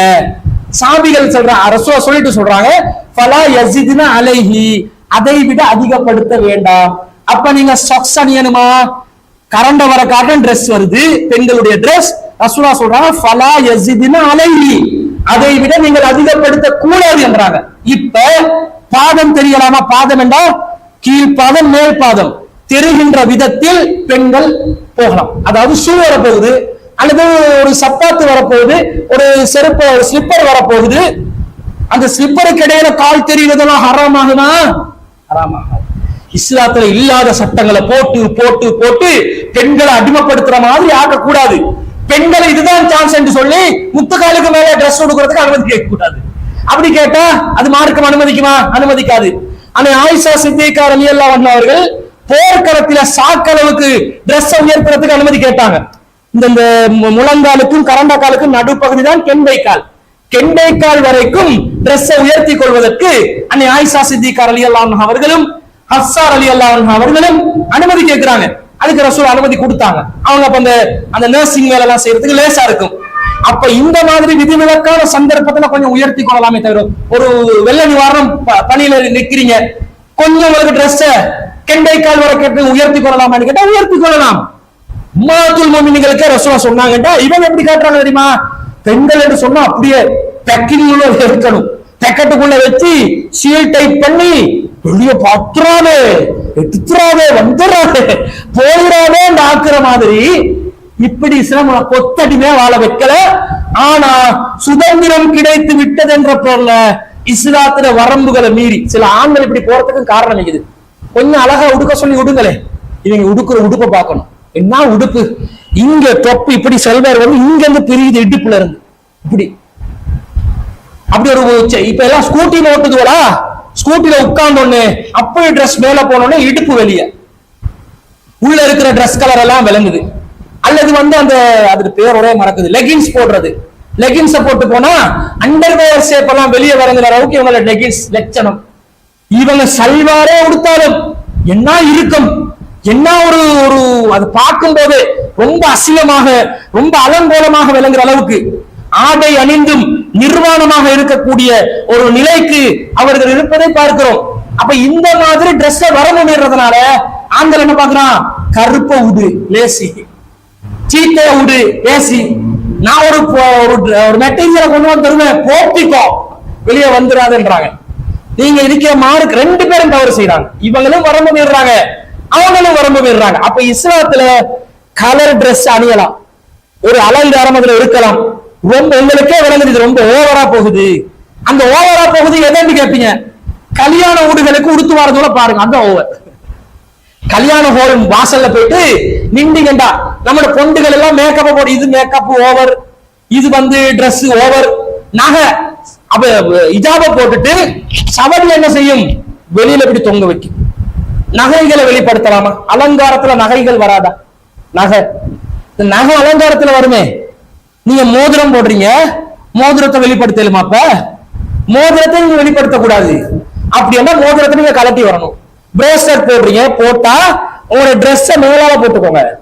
நீங்க பிரேஸ்லெட் போட்டு ஒரே எப்படி கை வசதி இருந்தா பிரேஸ்லெட் விளங்குறதுக்கு அங்க போங்க, தட் சைட் திஸ் சைட் என்று காட்டினா வெளிப்படுத்துறீங்கன்னு அர்த்தம். பிரேஸ்லெட் போடுங்க, மேலால ட்ரெஸ்ஸால மறைங்க. இந்த நகை அலங்காரமும் உங்களுடைய மேக்கப் அலங்காரமும் டிரெஸ்ல இருக்கக்கூடிய அளவு மீறின அலங்காரமும் யாருக்கு காட்டுவதற்கு தரப்பட்டது? கணவனுக்கு. கணவனுக்கு காட்டுறீங்களா? எப்ப பாரு அந்த பழைய அபாயாவே போட்டு போறது, எப்ப பாரு வீட்டுக்கு ஒரு கஃப்தான் இருக்கும், அதே கஃப்தான் தான், அது கிழிஞ்சாலும் தச்சி தச்சி தச்சி அதே போடுறது. அது என்னதான் நாட்டம் அடிச்சாலும் அதை கழுவுறதும் இல்லை. இவன் வீட்டுக்குள்ள போனா தெரியும், அது இருப்பா பழைய துணியோட இருப்பான். இவர் மாப்பிள்ளை இப்போ என்ன செய்வாரு, புதுசா ரசிக்க ஆரம்பிப்பாரு. அப்ப அவருக்கு கவலை, ரெண்டு மாப்பிள்ளை நீ பாக்குற மாதிரி ட்ரெஸ் பண்ணு, வீட்டுக்குள்ள அடைச்சி வச்சுட்டு வைங்களேன், வீட்டு வெளியே ஆக்களுக்கு விளங்காத அளவுல இருந்தா நீங்க ஷார்ட் கூட அணிஞ்சிருங்க. யாரு தடுத்தான்னு கேக்குறாங்க. அரபி பெண்கள் அப்படித்தானே இருக்கிறாங்க. அவங்க வெளியில போகும்போது ஃபுல்லா மறைச்சு கொள்வாங்க. வீட்டுக்குள்ள அவங்க கணவன்மார்கள் முன்னுக்கு, தம்பி முன்னுக்கு, தந்தை முன்னுக்கு, தன்னுடைய மகரமான உறவுகள் முன்னுக்கு குறைந்த அளவிலான ஆடைகளுடன் இருப்பார்கள். அதுக்காக முழு அவுரத்தை வெளிப்படுத்துறது இல்ல. ஏனைய ஆண்களுக்கு காட்டுற அந்த அவுரத்தை விட குறைவான அவுரத்து இன்னென்ன ஆட்கள் முன்னாடி காட்டலாம் என்று இருக்குது. அந்த டிரெஸ், ஒரு டி ஷர்ட்டை போட்டு ஒரு ஜம்பரை போட்டு, சில பேர் நைட் ட்ரெஸ் எடுத்து கொடுப்பான் பெண்களுக்கு. நான் டீப்பாவே எல்லாம் சொல்லி கொடுக்குறேன், புரிஞ்சு கொண்டு நடந்துக்கோங்க. இது பாக்குறவங்களுக்கும் பயனுள்ளதா இருக்கணும் என்றதுக்காக நைட் ட்ரெஸ் எடுத்து கொடுப்பான். இவங்க நைட் ட்ரெஸ் என்னது, இவங்கட அதே அந்த குசினி கொடுத்து உடுப்போட படுப்பாங்க. அவன் என்ன செய்வான், சில பேர் இருக்கிறாங்க, சில ஆண்களுடைய மனநிலையை சொல்றேன், இவன் ட்ரெஸ்ல பொம்பளைய ரசிக்கிற நினைப்பான். இவன் வந்து என் மனைவி வந்து ட்ரெஸ்ல எனக்கு அலங்காரம் காட்டுறது இல்ல, அதனால நான் வேறொரு பொண்ணோட அந்த ட்ரெஸ் மாதிரி அணிஞ்சிருக்க சிங்கள பொண்ணோட நான் கண்டாக்ட்ல இருக்கிறேன். நடக்குதா இல்லையா? எத்தனை சம்பவங்கள் உங்களுக்கு பேர் வாரியா ஊர் வாரியா எடுத்து சொல்லலாம் எனக்கு. எத்தனை பேர் இருக்கிறாங்க. அப்ப நீங்க ட்ரெஸ், நைட் ட்ரெஸ், உங்களோட கணவனை கவரக்கூடிய வச்சு ஒரு நைட் ட்ரெஸ் நீங்க விடுங்க. உங்களோட பெட்ரூமுக்குள்ள அந்த நைட் ட்ரெஸ் வைங்க. குழந்தை முன்னாடி அந்த நைட் ட்ரெஸ்ஸோட வர முடியாது இருந்தா உங்களோட பெட்ரூமுக்குள்ள வைங்க. இது குழந்தைகள் தான் நம்ம பக்கத்துல, எவ்வளவு போயிட்டு தனியா போட்டனாலும் போகுது இல்லை. நம்மளே நிம்மதியாக்கி விடுதா? கணவன் மனைவியை பிரிச்சு விடுறது யாரு? பெரும்பாலும் நம்பர் 1 பிரிக்கிறது நம்முடைய பிள்ளைகள் தான். அந்த இணக்கம், அந்த நெருக்கம், அந்த உறவு இல்லாம போகுது பாருங்க, நடுவுல வந்து பூந்து கொள்ளும். அதுவும் குழந்தையா இருந்துன்னு வைங்க, கிட்ட இருக்கவே விடாதுங்க. அப்படியே வந்து இடையில சொல்லி உம்மா வாப்பாண்டு நம்ம கேட்டது கவலை, பாசம், அன்பு, இந்த விரிசல். அப்ப இந்த செட்டப்பை மாத்தணும். குறிப்பிட்ட நேரங்கள் அவங்க இசாக்கு பிறகு அவங்களோட அறையில அவங்க இருக்கணும், நம்மட அறையில நாம இருக்கணும். நம்மட மனைவிய நமக்கு ஏத்த மாதிரி நாங்க என்ன செய்யணும், அந்த டிரெஸ்களை கொடுத்து அவங்க கிட்ட அவங்களோட அந்த அழகை வந்து நாங்க ரசிக்க தெரிஞ்சுக்கொள்ளணும். அவங்க சொல்லணும் எப்ப பார்த்தாலும் இந்த கஃப்டானோட தெரியாது ஒரு ஜம்பர் எடுத்து வர உடு. ஜம்பர் எல்லாம் பரம்பரையில யாரும் உடுத்ததில்லை. பரம்பரை உடுத்ததுன்னா வெளியே போவா சொன்னது. அவன் வெளியே திரிஞ்சு கொண்டிருக்கிறான். பாத்ரூமுக்குள்ள உடுக்க வேண்டிய உடுப்ப வெளியே உடுத்து கொண்டு திரியுதுகள். நீ கணவனுக்கு மட்டும் காட்ட வேண்டிய அந்த காட்சியை காட்டாட்டி மாப்பிள்ளை என்ன செய்வாரு? வேறு ஜோடு தேடுவாரு, உள்ளத்தால ஆசைப்படுவாரு. அதுக்கு போய் நீ கண்ணீர் படி என்ற மாதிரி இல்லாம மார்க்கத்துல வரம்ப புரிஞ்சு கொண்டு பெண்கள் நடந்து கொள்ள தெரியணும். ஆனா வெளியே செல்லும் போது பெண்கள் நிர்வாணமாக இருந்தால் ரசூல் ஸல்லல்லாஹு அலைஹி வஸல்லம் சொல்றாங்க, சின்ஃபானி மின் அஹ்லின்னார், இரண்டு கூட்டத்தார் நரகத்தில் இருப்பார்கள். லம் அரஹுமா கௌமுன் மாவும், அவங்கள யாருமே அவர்களுடன் நான் இது போன்றவர்கள் யாரையுமே பார்த்ததில்லை. அவங்க யாருன்னு சொன்னா சியாத்துன் கஅத்னாபில் பக்கரி, அவர்கள் மாடுகளின் வாள்களை போன்று சாட்டைகளை வைத்து யதுரிபூன பிஹன்னாஸ், மனிதர்களை கண்டித்துக் கொண்டிருப்பார்கள், தண்டித்துக் கொண்டிருப்பார்கள். வன்னிசாஉன் காசியாத்துன் ஆரியாத், சில பெண்கள் இருப்பார்கள் ஆடை அணிந்தும் நிர்வாணமாக இருப்பார்கள். முமீலாத்துன், மேலும் அவர்கள் தலுக்கு நடை போட்டு ஆண்களை வளைத்து போடுவார்கள். கேட்வாக் போடுறது, சும்மா நடந்து போ அப்படியே என்ன செய்யறது, இந்த பின்பகுதியை உயர்த்தி காட்டுறதுக்காக ஒரு நடை, அதுக்கேற்ற மாதிரி ஹீல்ஸ போடுறது, இந்த மாதிரி நடக்குது. ஹராம். நீங்க நடையில நடக்கும் போது அந்த வளைவு உங்களோட மேனியை பார்த்து ரசிக்கிற அளவுக்கு வளைவுள்ள நடையாக இருக்கக்கூடாது. அப்படி நடை போட்டு ஆண்களை வளைச்சு பாக்குறாங்களே அவங்க நரகத்தில் இருப்பாங்க. அதே மாதிரி ரசூலுல்லாஹ் சொல்றாங்க, மாயிலாத்துன் ரூஸுன் கஅஸ்னிமத்தில் புகுத்தில் மாயிலத்தி, ஒட்டகத்தின் திமில்களை போன்று கொண்டே போட்டு இருக்கும் பெண்களும் நரகத்தில் இருப்பாங்க. அதாவது புறப்படுப்பீங்க தானே, அதை நீங்க அல்லது ஒரு ஹேர் ஸ்டைல் பண்றதா இருந்தா நடு உச்சில வைக்கிறமா ஹேர் ஸ்டைல் பண்ணிடக்கூடாது. இங்க அடிக்கலாம், இங்க அடிக்கலாம், இங்க அடிக்கலாம். பழைய காலத்துல இங்க கட்டுவாங்க, எப்படி புறப்படுத்தி இங்க ஒரு அடி, இங்க ஒரு அடி, அல்லது பின்னுக்கு, அல்லது இந்த டயனா கட்டாவது வெட்டுங்க. ஆயிஷா ரலியல்லாஹு அன்ஹா கொண்ட கட்டையாதான் இருந்துச்சு. அஸ்மா பின் அபீ பக்கர் கொண்ட நீளமாக இருந்துச்சு. ஒவ்வொரு விதமாக வச்சிருக்கிறாங்க. ஆனா உங்களோட தலைமுடி எடுத்து நடு உச்சி மண்டலம் என்ன செஞ்சிடக்கூடாது, பொறப்பே கட்டிடக்கூடாது. அல்லது ஸ்டைல் பண்ற பேர்ல இப்படி கொண்டாந்து நடு உச்சியில இப்படி வச்சிடக்கூடாது. ஒட்டகத்துல திமில் எப்படி வானத்தை நோக்கி இருக்குமோ அந்த மாதிரி உங்களோட முடிகளை தலைக்கு மேல வச்சிடாதீங்க. அப்படி இருந்தா நரகத்துக்கு போவீங்கன்னு நபி ஸல்லல்லாஹு அலைஹி வஸல்லம் சொல்றத பாக்குறோம். ரசூலுல்லாஹ் சொல்றாங்க, லா யதுகுல் ஜன்னத, சொர்க்கத்துக்குள்ள நுழையவே மாட்டாங்க. வலா யஜிதுன ரீஹஹா, அதனுடைய வாடையை கூட நுகர மாட்டார்கள். வ இன்ன ரீஹஹா லயூஜது மின் மஸீரத்தி கதா வ கதா, அந்த சொர்க்கத்தின் வாடை இந்த அளவு தொலைவுக்கு வீசும் என்று ரசூலுல்லாஹ் காட்டுறாங்க கையால். இவ்வளவு தொலைவுக்கு வீசும், அந்த வாசத்தை கூட இவங்க நுகர மாட்டாங்க. அந்த ஆடை அணிந்து நிர்வாணமாக தெரியும் பெண்களை நபிகள் நாயகம் ஸல்லல்லாஹு அலைஹி வஸல்லம் கண்டித்ததை பார்க்கிறோம். இது மனைவிமார்கள் கடைபிடிக்க வேண்டிய ஒழுங்குமுறைகள பாதி இன்னைக்கு சொல்லியிருக்கிறேன். இன்னும் மீதி ஒரு பாதி இருக்குது. இன்ஷா அல்லாஹ் அதை அடுத்தடுத்த வாரங்களில் பார்க்கலாம். அல்லாஹ் தஆலா இஸ்லாமிய நெறிமுறைகளை சரியான முறையில் புரிந்து கொண்டு அதை நம்முடைய வாழ்க்கையில நடைமுறைப்படுத்தி இம்மையிலும் மகிழ்ச்சிகரமான ஒரு வாழ்க்கையை வாழ்ந்து மறுமையிலும் ஜன்னத்துல் ஃபிர்தௌஸை அடையக்கூடிய நன்மக்களாக நம் அனைவரையும் ஆக்கி அருள் புரிவானாக என்று கூறிக்கொண்டு விடை பெறுகிறேன். வாஹிர் தஅவானா.